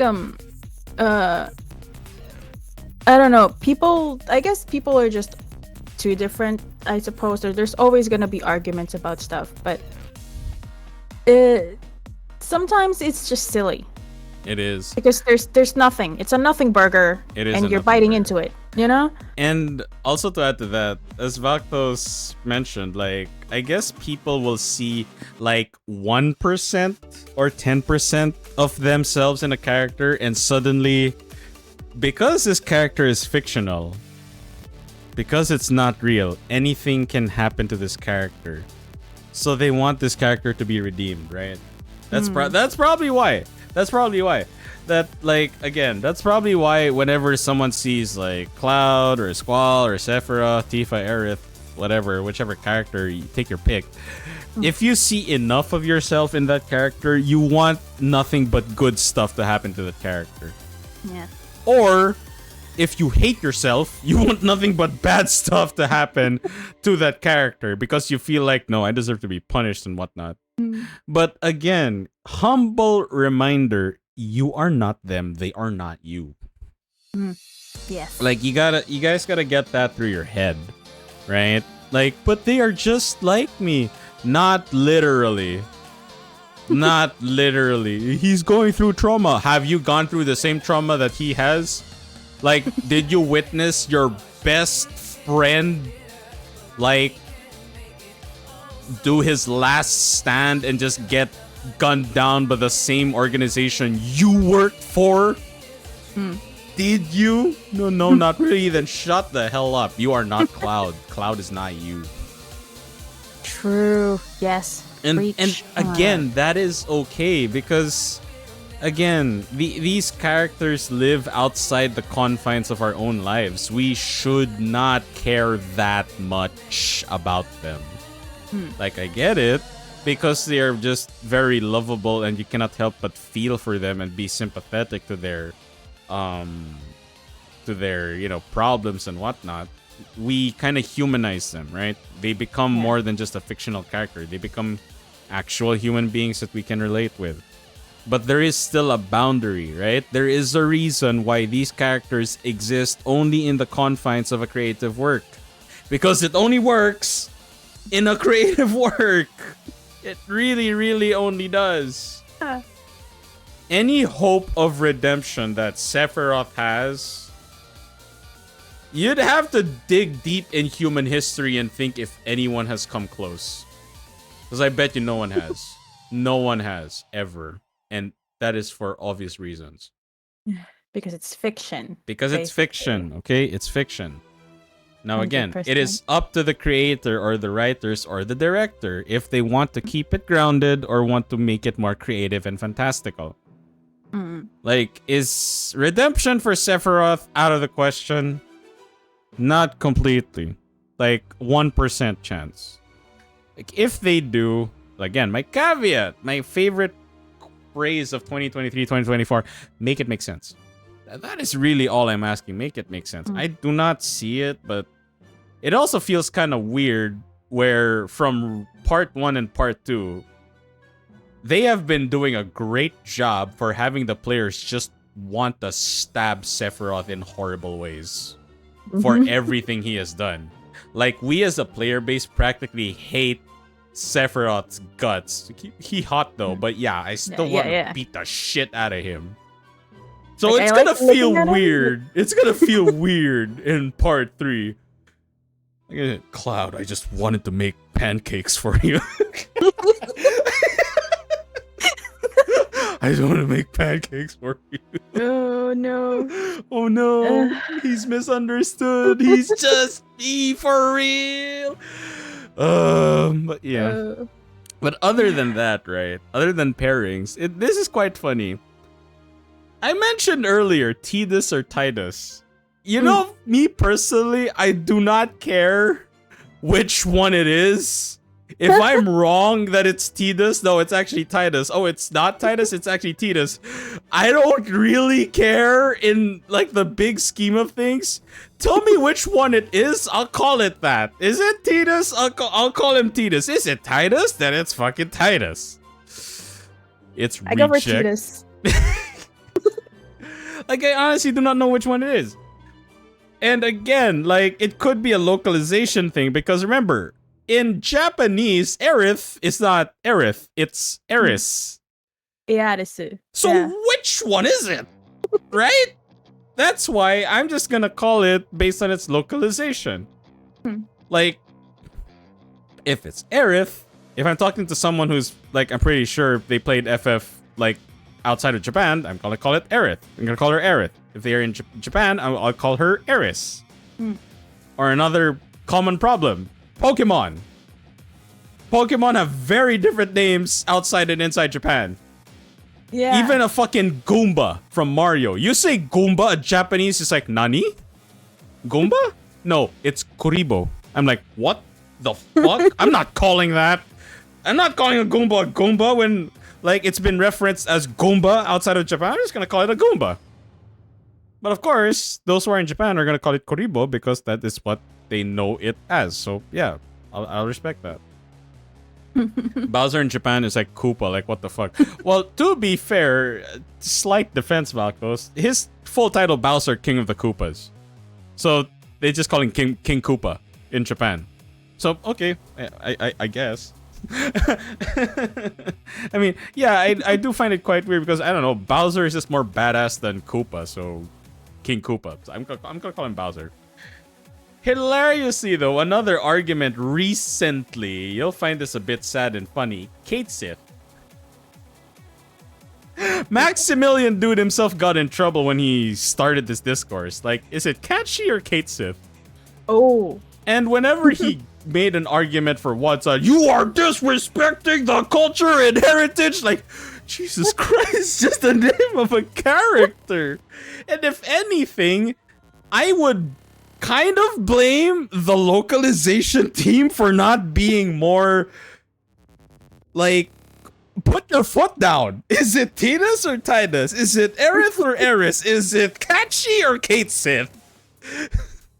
Wait, but they tweeted it though, didn't they? They tweeted like how you actually pronounce Kate Sith. Is it So Kate it's like, Sith? yeah, it's Kate Sith. Kate Sith. Okay, then it's Kate Sith. Yeah, so it's like, what is everyone arguing Are about? these people really gonna go to Square Enix all the way to Japan and tell them, you are disrespecting, in Nihongo, you are disrespecting the culture and heritage of the Irish? Like, guys, it's just a name. I mean, if we are going that far, we should definitely go to Marvel and tell them that they are disrespecting Norse mythology for depicting Thor as a big, like, hulky, muscular man, where he's actually, no, he's a big fat drunkard in Norse mythology. You're disrespecting the heritage and the culture of Norse mythology. You see how ridiculous it sounds? Yeah. You see how ridiculous it sounds? Fiction, it's the point. Fiction. Sometimes fiction is much more interesting than reality. Why do you think people like to play games, watch movies, watch anime, TV shows, and whatnot? Because it's interesting. Life is boring. This shit's cool. Oh, wait, that just reminded me. I just saw this discourse as well on Twitter about the new Assassin's Creed. Oh my god! Oh my god! You saw that too? Yeah, I was in my head. I'm like, oh my god, this is just like the whole FF7 thing all over again. Yeah. Suddenly, these people who failed basic language and history are history and Japanese experts. I know. That's why it's all over. It's all over my timeline, and and the funny and I'm like, the Japanese people. They had to actually go out of their comfort zone. Yeah.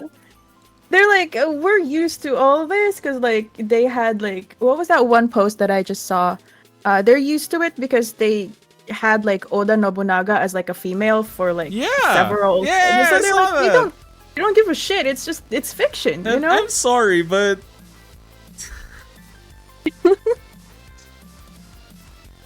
do people not realize that as cool as it is, Final Fantasy has been very loose with depictions of actual gods. Y'all keep slathering over Shiva hot. I'm like, you guys realize that Shiva is a guy, right? In actual history, culture, and mythology, Shiva is a male god. But y'all conveniently forget that when Shiva has her bazongas and snapping her fingers with diamond dust, huh? So double standards, am I right? We're just going with that?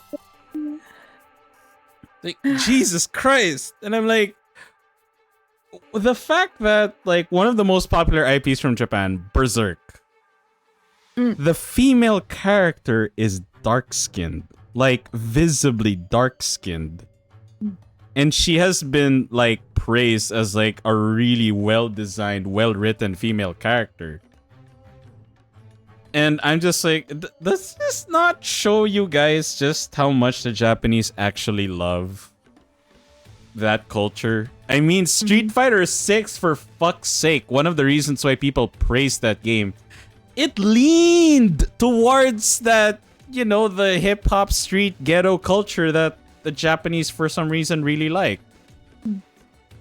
And again, this is not the first time Yasuke has been, you know, depicted in a creative format. He's been in Samurai Warriors, Nioh 1, so many anime. And I'm like, guys, speaking of Nioh 1, the main protagonist is an Irishman.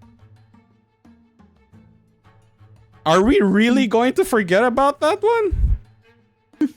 And if you guys want a main protagonist who is Japanese, I mean, we have no shortage of those. There is literally Sekiro, Ghost of Tsushima is on PC, Nioh 2, Rise of the Ronin, literally every title of Way of the Samurai.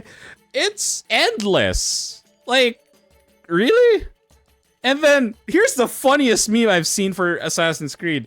Jesus Christ, that female ninja is really, literally the world's best ninja because people forgot that she exists. Because the argument is like, really? You're not having a Japanese lead? Bitch, the female shinobi is right there. Oh, wait, no, she's such a good shinobi. People forgot there is a Japanese lead in this game. That was like one of the most baffling arguments I've seen. Not a Japanese lead. I'm like, is that shinobi right there a fucking joke to you? Or is she just that good a ninja you did not see her on the cover? That's like one of the funniest arguments I've ever seen for Assassin's Creed Shadows. And I'm just like, oh my god. Suddenly you guys are like, well, actually, he's a retainer, not a samurai. And literally, you can go to Google. In Japanese contexts, a retainer or a vassal is usually also considered a samurai. Like, and yes, he is a samurai. Maybe I'm no historian. Look, maybe he's not samurai in the context. Is he part of a samurai clan? Like, is he a samurai lord? Maybe in that sense, but in the sense that he is a samurai because he practices the way of the samurai, or he uses he fights with the way of the samurai. Then yes, he is a fucking samurai. All right, Yasuke is a samurai, and for fuck's sake, like, Assassin's Creed has always used. This is like the final nail on the coffin where I'm like, no, checkmate. You assholes. There's nothing wrong with Yasuke as a main character. Assassin's Creed has always used historical figures in creative ways. Are you really gonna tell me that Da Vinci came up with the assassin's blade that does not cut through their own finger anymore? Are you going to tell me that this American president had the golden apple of Eden, and that is why he was able to bring prosperity to the Commonwealth? Are we really going with that angle? Are we really going with that angle? It's almost as if it's not all real. It's almost as if it's fake. Almost as if, it's fiction. And also, like, if we are going to go historically accurate, and again, like, Sekiro. Sekiro is a shinobi, yet he uses a katana. One of my favorite franchises ever, Tenchu.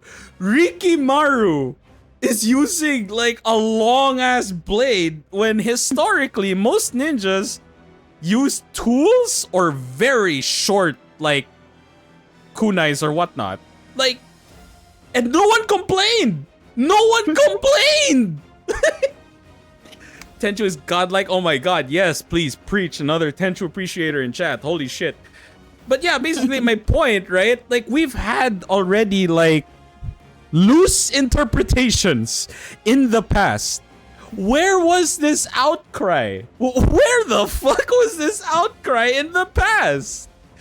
And then, of course, you might have missed it, but I'm pretty sure it came up on your feed too because of the whole Cloud Tifa, Cloud Aerith thing. Hades too.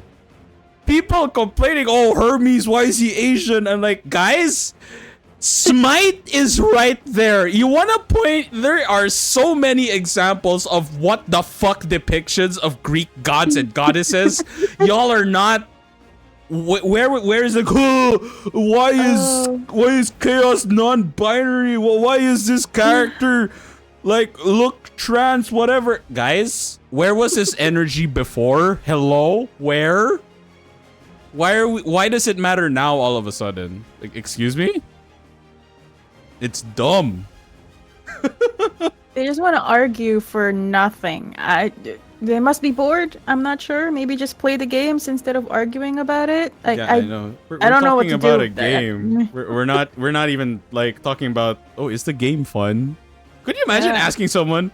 Oh, the game is great, but Hermes is depicted as an Asian. What the fuck? Inaccurate. Like, wow. Do you have a picture of the actual god Hermes to prove your point? Do you have do the Japanese have an actual like tablet or like first hand drawing of Shiva and why they keep depicting Shiva as a really hot ice chick? We're gonna have to question that too. We're gonna have to question that too, by the way. Oh, and yeah, Marvel's like Thor. Yeah, did Thor have a bro phase where he hit the gym instead of being a fat drunkard? Were the Nordic cultures like hiding that from us because they thought we'd want to get swole too, like Thor? Like, oh, okay, I guess we're ignoring that. To be fair, they did do it accurately for one movie, so. Yeah, they did. But man, people and their double standards, that is what really it just comes off as like hypocrisy, and I really hate that. Damn. Right? Damn. Like, I've always like, this is my caveat of whenever it comes to discourse before I move on to the next question. If you are going to complain about one thing, you have to have that same energy when it applies to another thing, right? Yeah. So if you're going to complain about oh yeah, I hate FF16 because it's not turn-based, then you better complain about FF7 Rebirth as well, because that is also not true turn-based. But it has an ATB system. Yeah, but your argument said like it's not true turn-based like old FF games. Like FF16 is not so different from FF7 Rebirth. And I guess I was right, because the ratings for both games is very close to each other. And the sales are also very close to each other, so I don't know. Funny enough, most people that are complaining doesn't even consume the media they're fighting. Yeah, precisely. Yeah. It's funny because one example I will give just to put like put a bow on that, Valkthos, you're gonna love this. You too, Lairep, you're gonna love this. So when Last of Us Part 2 before it released, there were leaks that came out. Leaks of like the story and whatnot. And of course, people were like, oh my god, what a woke plot. And to this day, it's 2024. Like, there are some people who stream Last of Us Part 2, and there are people in chat who chime in, oh my god, like, it's nice to see people playing Last of Us, but man, I'll never forgive them for what they did to my character. And of course, people who have played it are like, what the fuck are you talking about? That did not happen. But because they never got out of their delusion that the leaks were true, and they locked themselves out of like ever knowing what really happened, they think that's how it happened. So like, yeah, like imagine if say there was a leak for part 3 for FF7, right? Let's say there is a leak that Cloud and Cloud's one true pairing is actually Vincent, and Tifa's one true pairing is actually Aerith, okay? From leaks, alright? Just so we can illustrate it better. From leaks. And then 5 years down the line, it's not that. But then me, Lairep, whenever we stream the game again for New Game Plus or whatever, we have a chatter who says, oh my god, look at this woke shit. They want to cater to the lesbians. That's why they pair Tifa and Aerith. And we're just like, what? Like, we're on New Game Plus. What you are saying is categorically false. What are you talking about? So yeah, very good point there, that people who complain about it don't even consume the media they are fighting about. Yeah.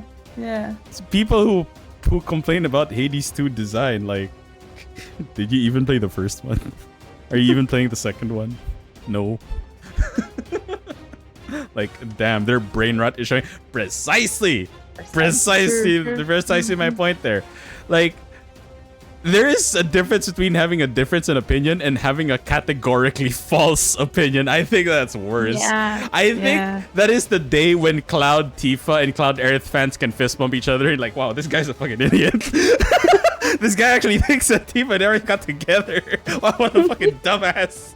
Because just from the leaks, what an idiot. Like, man. Because if there's one thing that I'm pretty sure Cloud Tifa, Cloud Aerith fans can agree on, hey, we just want the truth. Which is it? Cloud Tifa, Cloud Aerith, which is it? We'll stop this bickering. It's just so hilarious. Anyway, so next question, right? Again, convenient segue into the penultimate question. Once Nomura puts his foot down, right? Is it Cloud Tifa, Cloud Aerith, or something else?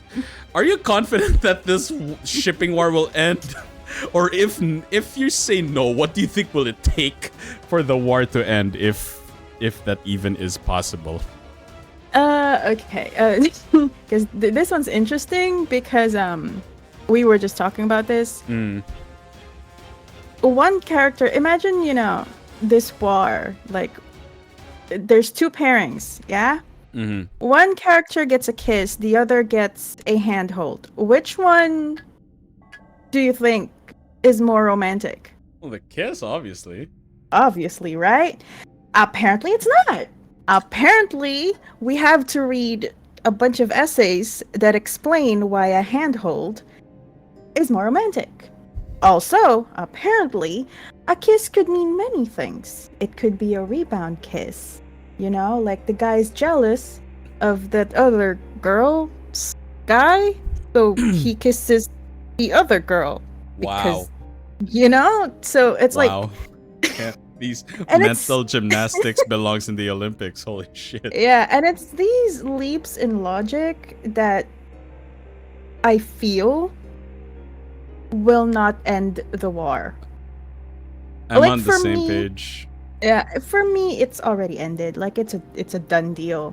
You know, like, it's over, right? But there's still like there's still gonna be like the last splutters of you know, Yeah. of the opposing team. There's always gonna be people out there who's gonna be trying to smother whatever's been established. You know, Yeah. there's always gonna be someone fighting. But then I guess we'll just have to decide how it ended. Basically, like, is this, how do I say this? Like, if we just let them keep screaming where they are, Mhm. you know, and does that mean that it has ended? Because we're just leaving them behind. We're just leaving them there, right? So it's ended for us. So has it truly ended? Question mark. Yeah. We will see in 4 years how part 3 will shut them up. Will it shut them up? Will That's my it? question. Yeah, but I mean, do you know that the flowers that grow in Aerith's garden of forget-me-nots represent forget-me-not? And when she gave it to Cloud, Cloud did not forget the forget-me-not, but when Cloud gave it to Tifa, she actually forgot the forget-me-not in the bar. So basically, it is a metaphor for Tifa forgetting everything about Cloud. Like, I'm pretty sure somewhere down the line, people are gonna grasp at anything. For real. For Dude, real. I lost it when I saw that argument about the flowers. I'm like, guys, YouTube is right there. You can literally right now, as I am hosting this podcast, I can just search YouTube FF7 remake Cloud Hug Tifa. The first video that comes out, the first thing I see are the same flowers that people are saying, yeah, reunion, remembrance, love. I'm like, it's the same thing that Tifa and Cloud are hugging on. I'm just like, are we really going this far? Because look, I get it. You're really passionate about your pairing. I get it. But when you are falsifying information is where I draw the line, okay? Yeah. That is where I draw the line. Look, here's the thing. I will give a very good example in my opinion. As someone who has played Genshin Impact, and I like how the voice actress for Beidou actually worded it in a very good way. She said that Beidou, or I'm not sure if she did, but basically someone prominent in Genshin Impact said it, like, Beidou and Ningguang are lesbian coded. And I'm like, actually, no, wait, that is a very good point. Because look, even if I really like ship them together and I want them to be like actual lesbians, even though there's signs all over the place, Yoko. Yes, but until like they become an actual canonical thing, then it did not happen. However, they are lesbian coded. Like in so much fan art or even in-game interactions, you're like, friends. Right. Yeah, friends. Totally. Okay. Yeah, okay. Friends without the context, maybe. Yeah. Right? And the thing is, when the day comes when they confirm that or deny that, I'm going to respect that. But I also fear for the side who like have been drinking too much of that Yuri sauce. They're like, they cannot let go. And I think that is also why I believe that even if Nomura puts his foot down in part 3, people will just not let go. Like, And I cannot even speak as if everyone in the Cloud Aerith side is bad. No, we also have bad actors on our side, on the Cloud Tifa side. I will concede that. Like, I do not like the fact that some people paint Cloud being very apathetic, like, I don't give a shit about this bitch, Aerith. Like, no, of course not. I mean, like, Cloud was willing to put Barret and Tifa at risk to break her out of Shinra. He gives a shit. But this is also where, as like a critical, not a Cloud Tifa fan or anything, as a critical person, I'm like, because of how Cloud is written, a part of that decision is also Zack. That is something Zack would do. This is because Zack cares, in my opinion, Zack cares more about Aerith than Cloud cares about Aerith. Because I still believe that Cloud is a good person, right? Because despite him being bullied by everyone in Nibelheim, he was willing to trek the dangers of Mount Nibel just to make sure that Tifa is okay. And he got blamed for Tifa, like, being seriously injured. But not once did he lash out on them or anything, or even Tifa's father. Yeah. Like, not once did he lash out. Because to him, like, it did not matter what people thought of him. All that mattered to him was that he failed because Tifa got seriously hurt, nearly died because he was not strong enough. That level of, like, introspection from Cloud just paints a picture that Cloud is genuinely a very good person. Like, he's very caring to those who actually gives a shit about. And at a young age too. At a young age too. Yeah. But of course, because of what happened on the events of Crisis Core, Cloud is special, I will say. He is a problematic character as himself, right? As himself. He has a very serious conflict that I think this whole shipping war has, in my opinion, cheapened him to a fault. Like, because of the whole discourse of people trying to make sense. Is it Cloud Tifa? Is it Cloud Aerith? People have been focusing so much on the Tifa and Aerith part of the factor that people have forgotten, guys. You guys are focused so much on, Tifa did this, XYZ, Aerith, XYZ. You guys realize Cloud, ABC, XYZ? Yeah. People have forgotten that. And one of the biggest points they miss, again, Cloud's strife in Final Fantasy VII right now is two people at once. Maybe Cloud three, is actually. Cloud Strife and Zack Fair at the same time. That is not easy for the character and for the writers even to depict respectfully and accurately, right? Because it's not like a Ranma half situation where something happens and it's Ranma the girl, and when something happens it's Ranma the guy. No, it's not that simple, right? Because Zack, based on the timeline of the canon, the original canon, like, Zack is dead, right? So Zack lives on spiritually, at least that is what we thought in Cloud. But because Remake and Rebirth depicted that in a more tangible way, it seems to me like they are highlighting that,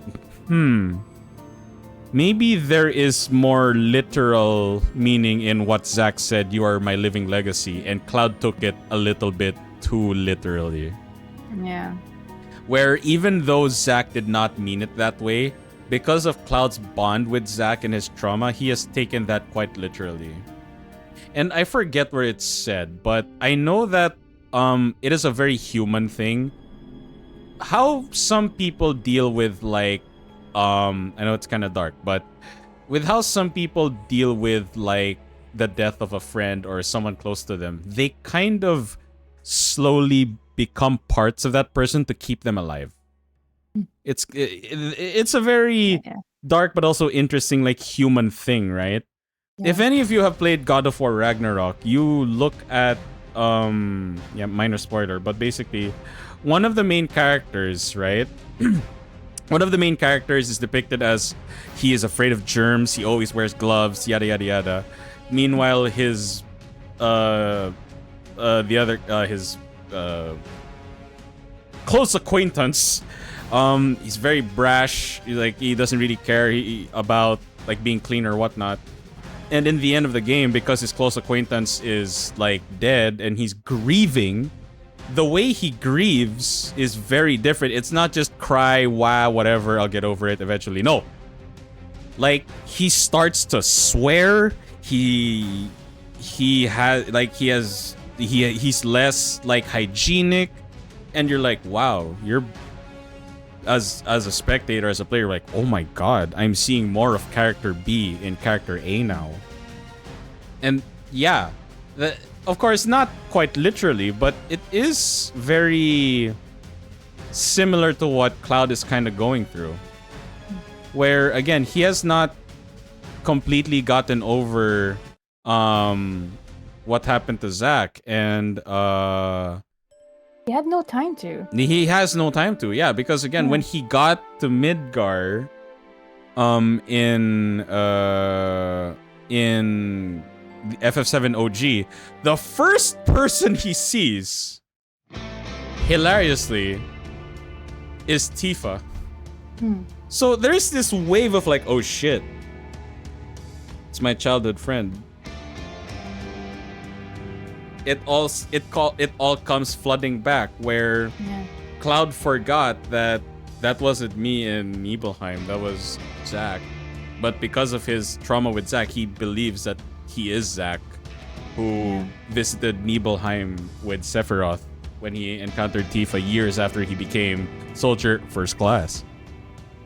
So again, it's really more complex than what people paint it to be, and I wish both sides of the Cloud Tifa, Cloud Aerith camps like respect that about Cloud. Like, whenever we reduce Cloud as a romantic interest of either of the two, we cheapen his character in ways we should not. Like, Cloud is a lot more complicated as a character than we think. And again, in comparison, like, Squall has been reduced as haha emo, and Cloud is haha edgy. I'm like, okay, yeah, I mean, yes, on the surface, yes, but both characters even are more than just that. Exactly. And I really wish both camps like respected that part with more with Cloud in particular.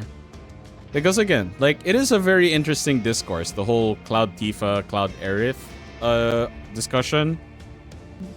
It makes for a good discourse, but people need to ground their expectations and their passions a bit, because it is not just about Aerith or Tifa. Like, people forget, no, this is also about Cloud. And by extension, Zack, because Cloud is not just one person. Like, Cloud is Cloud and Zack at this point. And if it sounds complicated, it is. That is precisely why discussing Cloud Tifa, Cloud Aerith should also be complicated. Okay. Final question. Here we are. So, as as part of the fan base or, players, what would you advise others to grasp or understand when they get attached or, passionate about a character? Well, first and foremost, you are not that character.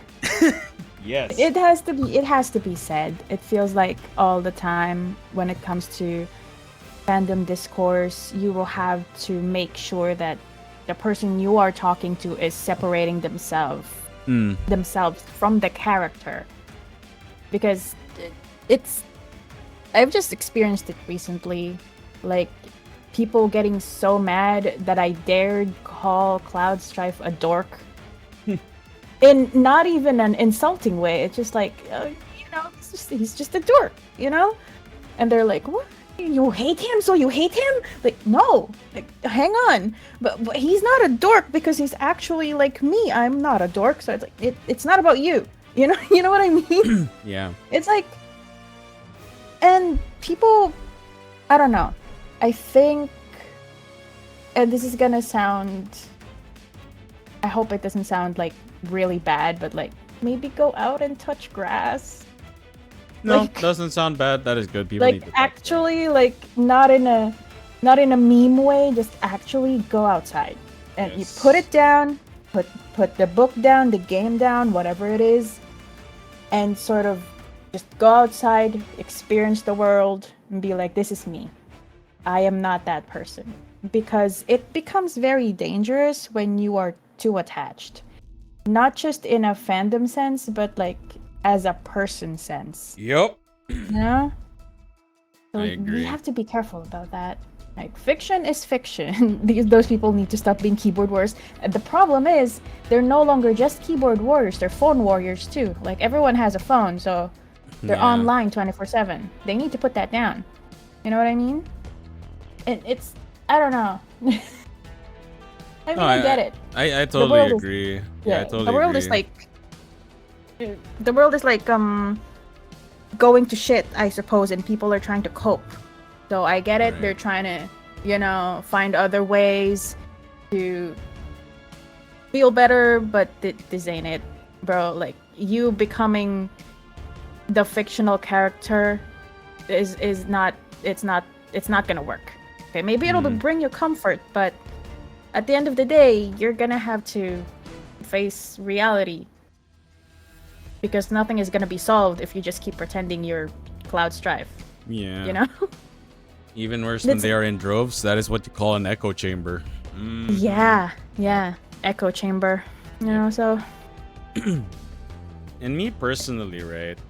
If you are attached to a character or whatever, embrace it. I would say embrace it because one example I can illustrate as to when that kind of attachment has actually resulted in something good, Sonic.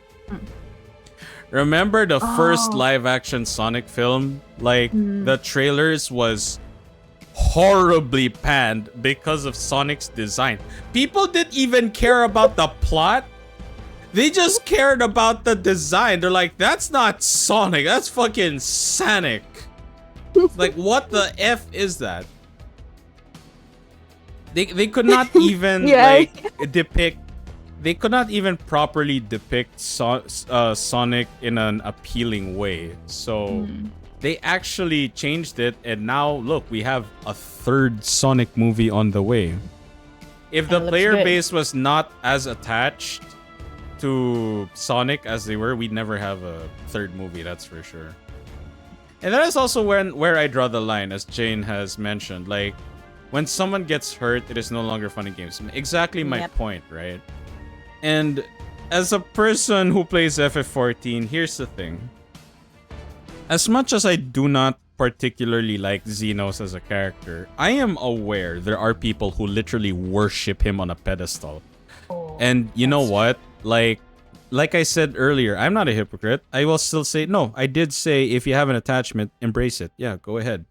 But also respect two boundaries, your own and others' boundaries, right? Exactly. Like, even right now, with the Cloud Tifa, Cloud Aerith kind of thing, I can fantasize about Cloud Tifa without stepping on the toes of Cloud Aerith fans. I literally can. It is a choice I can make. But it is when my boundary is crossing over with theirs, be it because of me or them, when I am forced to, like, okay, no, back off. Yeah. Right? Like, again, I've always been on the side of Cloud Tifa because it just makes the most sense to me. But whenever I see Cloud Aerith fans go really far beyond, like I can very much tolerate. I disagree because Cloud and Aerith look cuter as a couple, and you know that one photo segment in Rebirth also, like, no, that was cute. Like, if anything, it made me feel bad for Aerith and Cloud because I'm like, shh. shit. This, and of course Zach, because like, oh my god, this is so good for all three characters involved, but oh my god, it's heart-wrenching and shit. And like, again, it's when people cross the boundary and not just going outside of theirs is where it's no longer a difference of opinion. Like, you're just being very offensive and anti-fun. Yes. Like, not once, like, have I said in the most plain way that Cloud Aerith shippers are wrong. I have only said, like, the closest is the problem is that we have seen more and more evidence of Cloud being shipped with Tifa by the game. Like, I never said, y'all wrong. No.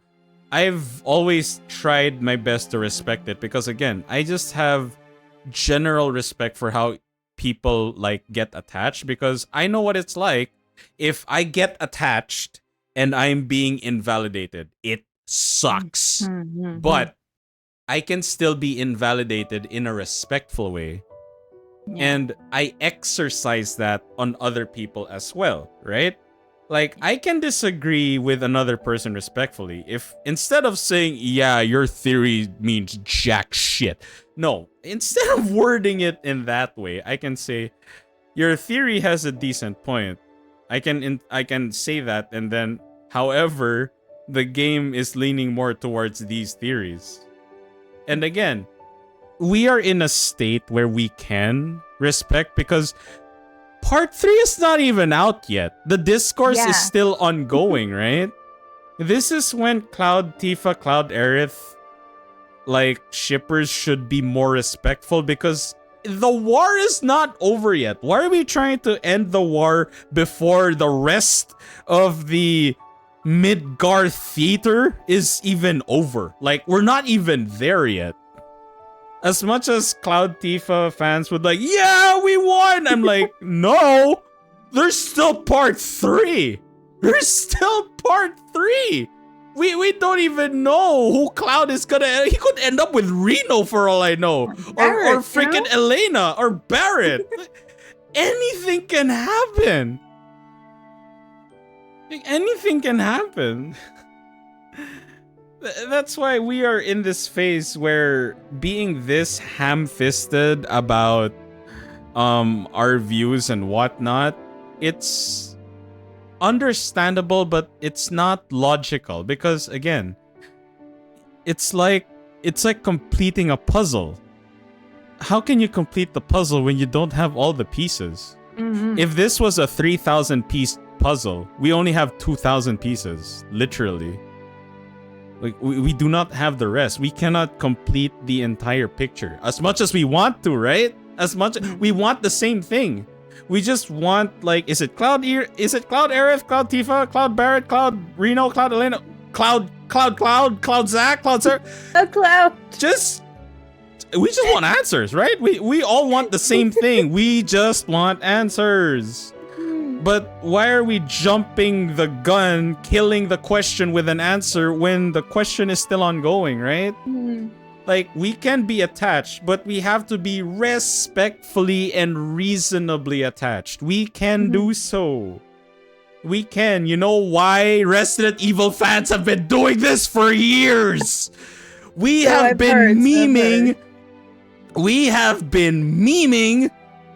the Redfield bloodline argument for years. But because Chris, Jill, Claire, Leon are still alive, it is still possible. As much as people would say, no, Leon fits better with Ada. Agreed. You never know until it's set in stone. Yeah. And knowing Capcom, that is never going to happen. Because I'm pretty sure they're watching all of this bickering and like, you know what? Instead of cooking, microwave the popcorn. I want to see this shit unfold. They just want to see the memes of like Redfield bloodline, Leon cannot get bitches, whatever. But I think with the approach for because again, because FF7 is not a franchise, it is a single title. They cannot pad out the Cloud Tifa, Cloud Aerith thing too long. I mean, they kind of tried with Advent Children. They even kept it very open-ended, but I'm just like, guys, she's still dead. Yeah, guys, she is still, you know, she is still dead. even she though left off with Zack, even so though you it's kinda- guys like look at the way he looked at her as she left, like he loves her. Even though he does, do note she is dead. Like Cloud, if anything, I still feel sorry for Cloud even after AC, because I'm like, no more. You had one job. Give For Cloud real, an like, that's supposed to be actual the ending. Like I had two theories. I actually had two theories of an ending I would have been less disappointed with Advent Children. I find it funny. Wait, let me change the okay. Basically, my two theories for a good ending for Cloud. He basically accepts, right, that what happened to Aerith was not his fault, and he did everything he could and accepts it and just gets along with Tifa, right? I think that is a very good ending. Quote unquote bad ending, because I think that it does more damage than any good. Cloud is probably just so distraught about failing that, and again, a lot of people nearly died. Tifa nearly died again. That he just leaves Midgar, leaves Tifa so that she cannot get hurt anymore, and just tries to live alone.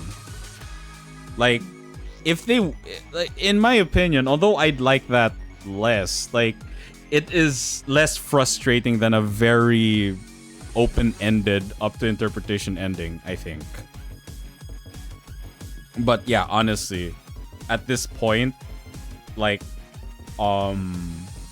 before Nomura puts his foot down, like, no side can even claim victory. So I think what would be healthy right now is to focus this very passionate energy on shit that matters instead.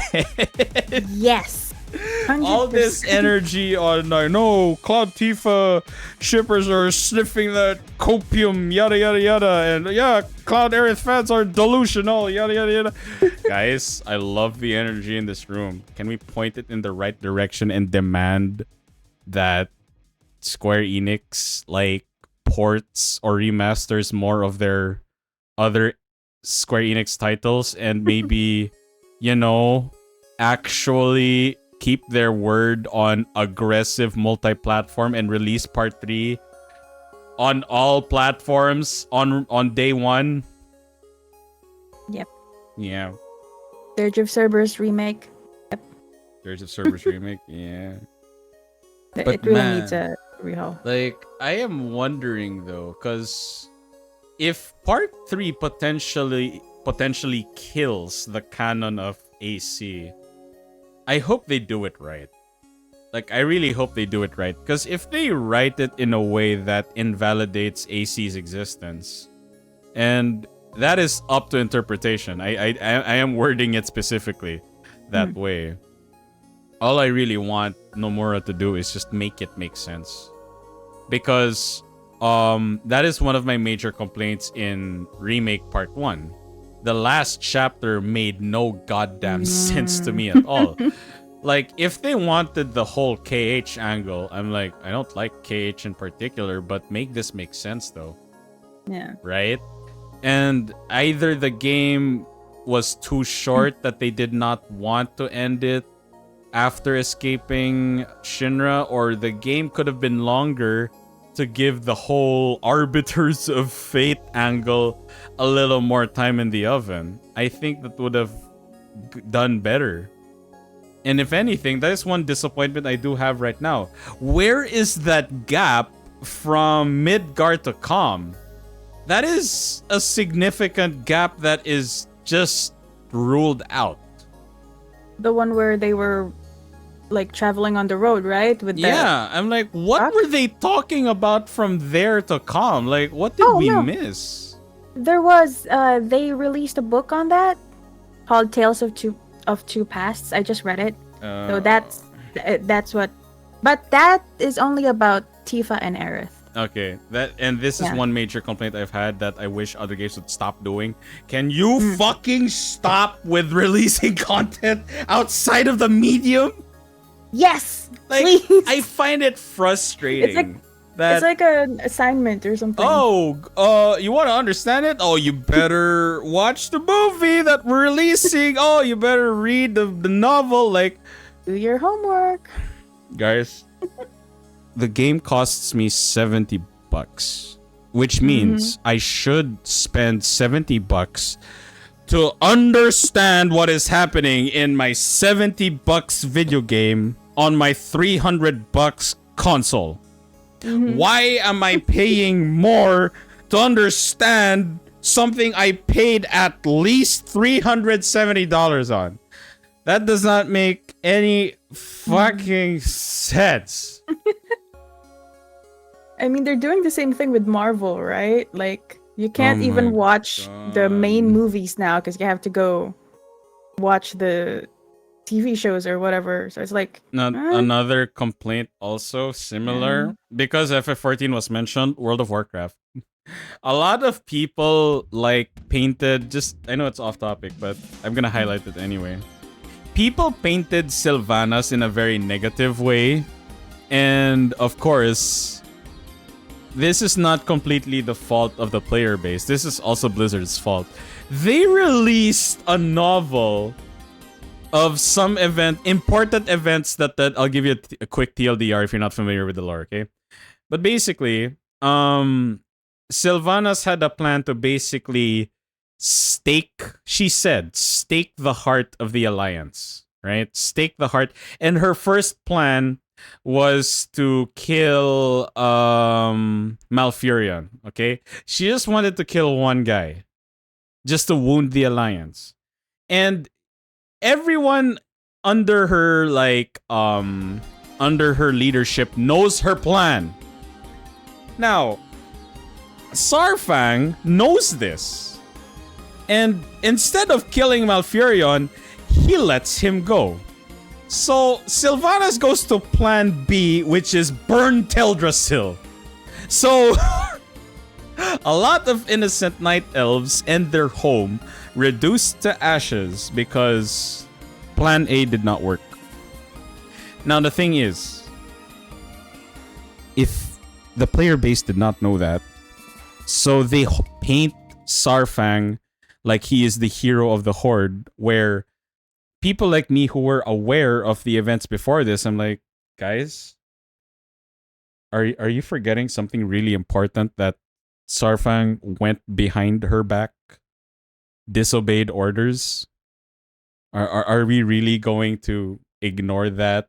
And this is why I do not put the player base at fault for that, because I'm like, how the fuck are they supposed to know? This is not extensively even in a cutscene or a flashback in Battle for Azeroth. Like, how the fuck are they supposed to know?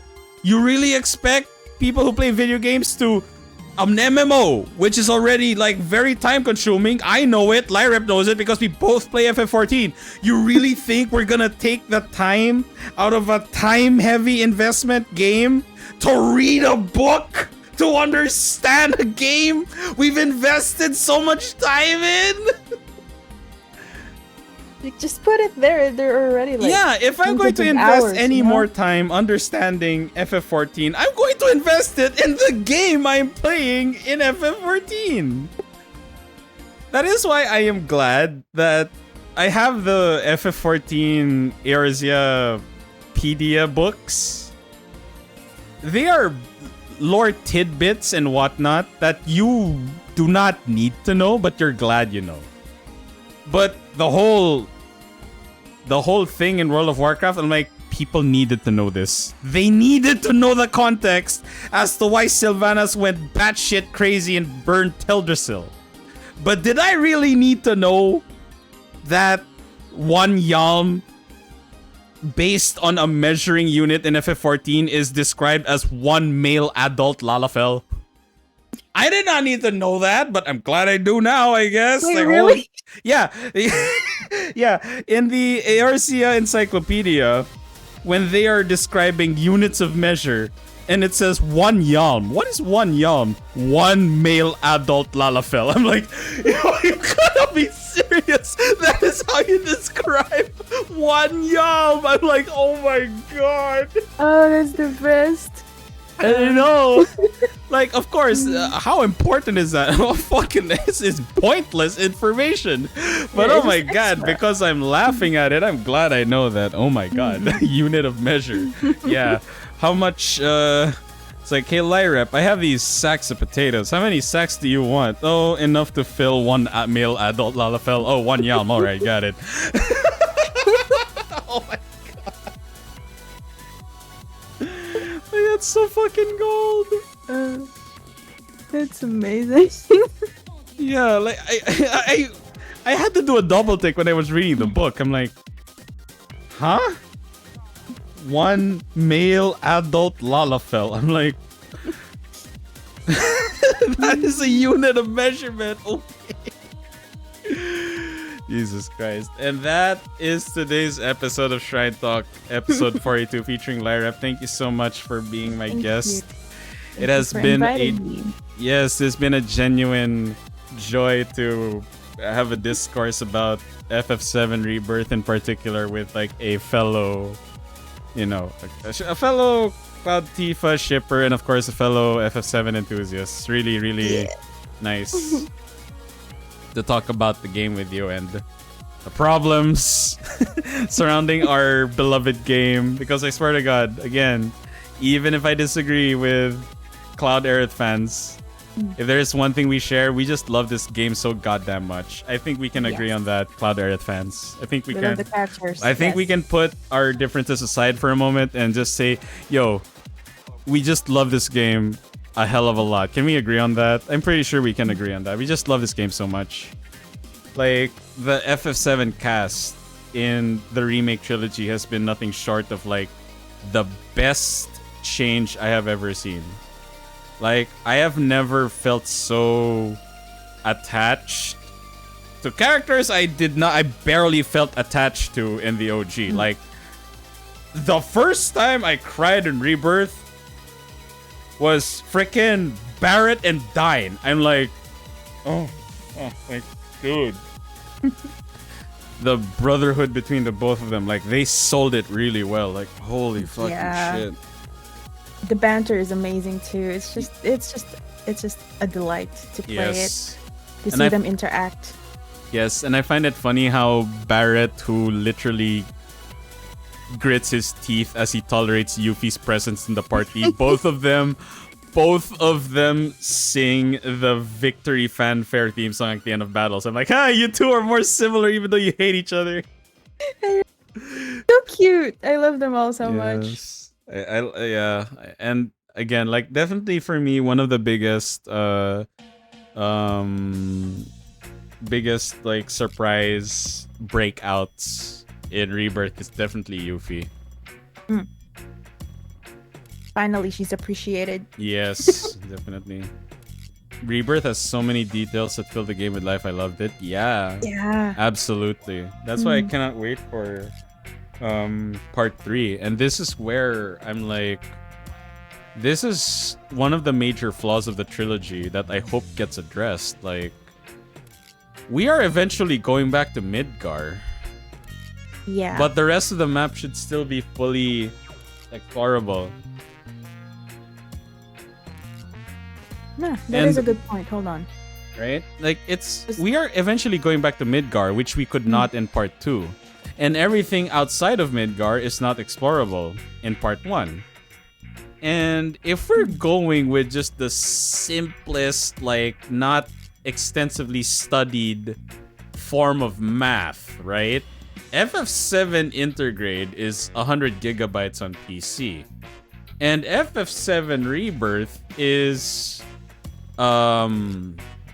was it 150 plus the game itself, which is about 30-40, so let's say 200. We're looking at 300 gigabytes worth of, like, content that we have to go through, and I'm like, how the fuck do you compress that and optimize it? It will be 200 plus gigs in PC. Here's the thing, Valk. If someone were to tell me that, hey, Yoko, there are 2 games on PC that's 200 plus, fine, I'll inflate it. 280 gigabytes, let me guess. Modern Warfare 3 and Final Fantasy 7. I'm taking Final Fantasy 7 over Modern Warfare, okay? Like, the easiest purchase ever made. Because at least when I'm playing FF7, I don't hate myself. I do not hear insults being hurled at me for playing a game. But yeah, that is something that I am still worried about in the long term, right? When the game finally hits part 3, do we get to enjoy the game in its entirety as we could in OG? Because remember, in every Final Fantasy, there is always that before the final confrontation, right? Where, and I'm talking about mainline, so non-online, so not FF11 or 14. Before you go for the final bad, you have this one chance to basically clear up any loose ends, right? Clear side quests, character quests, any mini games. It's your last chance to do it. And the thing is, every area that you were able to go through before is explorable. That is the rule of thumb. And we did do that in Rebirth. So I'm like, how will we do that in part 3 though? Because you have Midgar in the mix. And we still do not have some areas like Northern Crater and even Wutai. We haven't been to Wutai yet, so that is another like content area that is just waiting to be explored. And again, on top of that, it does not make any sense why we cannot go back to Costa del Sol, Gold Saucer, freaking Gongaga. So yeah, I wonder how they are going to tackle that. And of course, we will go back to at least in terms of like the OG, we should go back to Cosmo Canyon as well.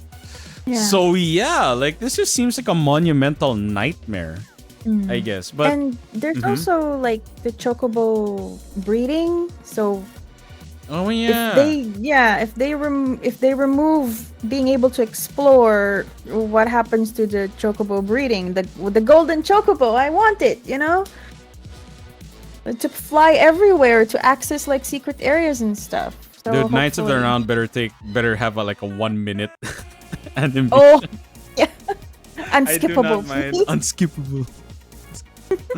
Knights of the Round. Jesus Christ. I look forward to that.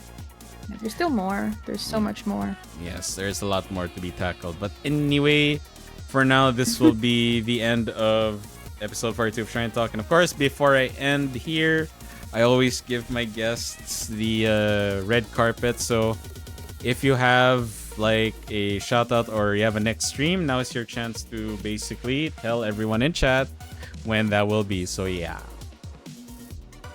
I don't. Oh, you don't. But I do.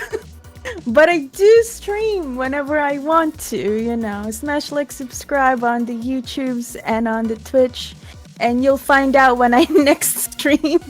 Okay, there you go. Yeah. Well, Thank you. For yours truly, I will be taking a brief 2-hour-ish break before I stream later on in the late afternoon or early evening, so I will see you then. And of course, for those who are not following Lairep yet, there goes the shout out. Do give her a follow. I'm pretty sure next month we will be streaming the same thing for a couple of weeks. We will be Dawn Trail. Yeah, we will be streaming Dawn Trail. I will be on the lookout for any characters to get attached to again. Oh my goodness. Yes. You received. Thank you everyone for your inputs and for watching us here. We will see you all in our respective streams. Mata ne, otsuyoko deshita. Watashi tachi nahai shinekite kurete hontou ni ikoe desu. Arigatou gozaimashita. Good evening, good night, and have a good day. My precious Foxtrots and of course Lyrep's followers and viewers, thank you so much for dropping by. We will see you all on our next streams. Take care and have a good day, everyone. Bye bye.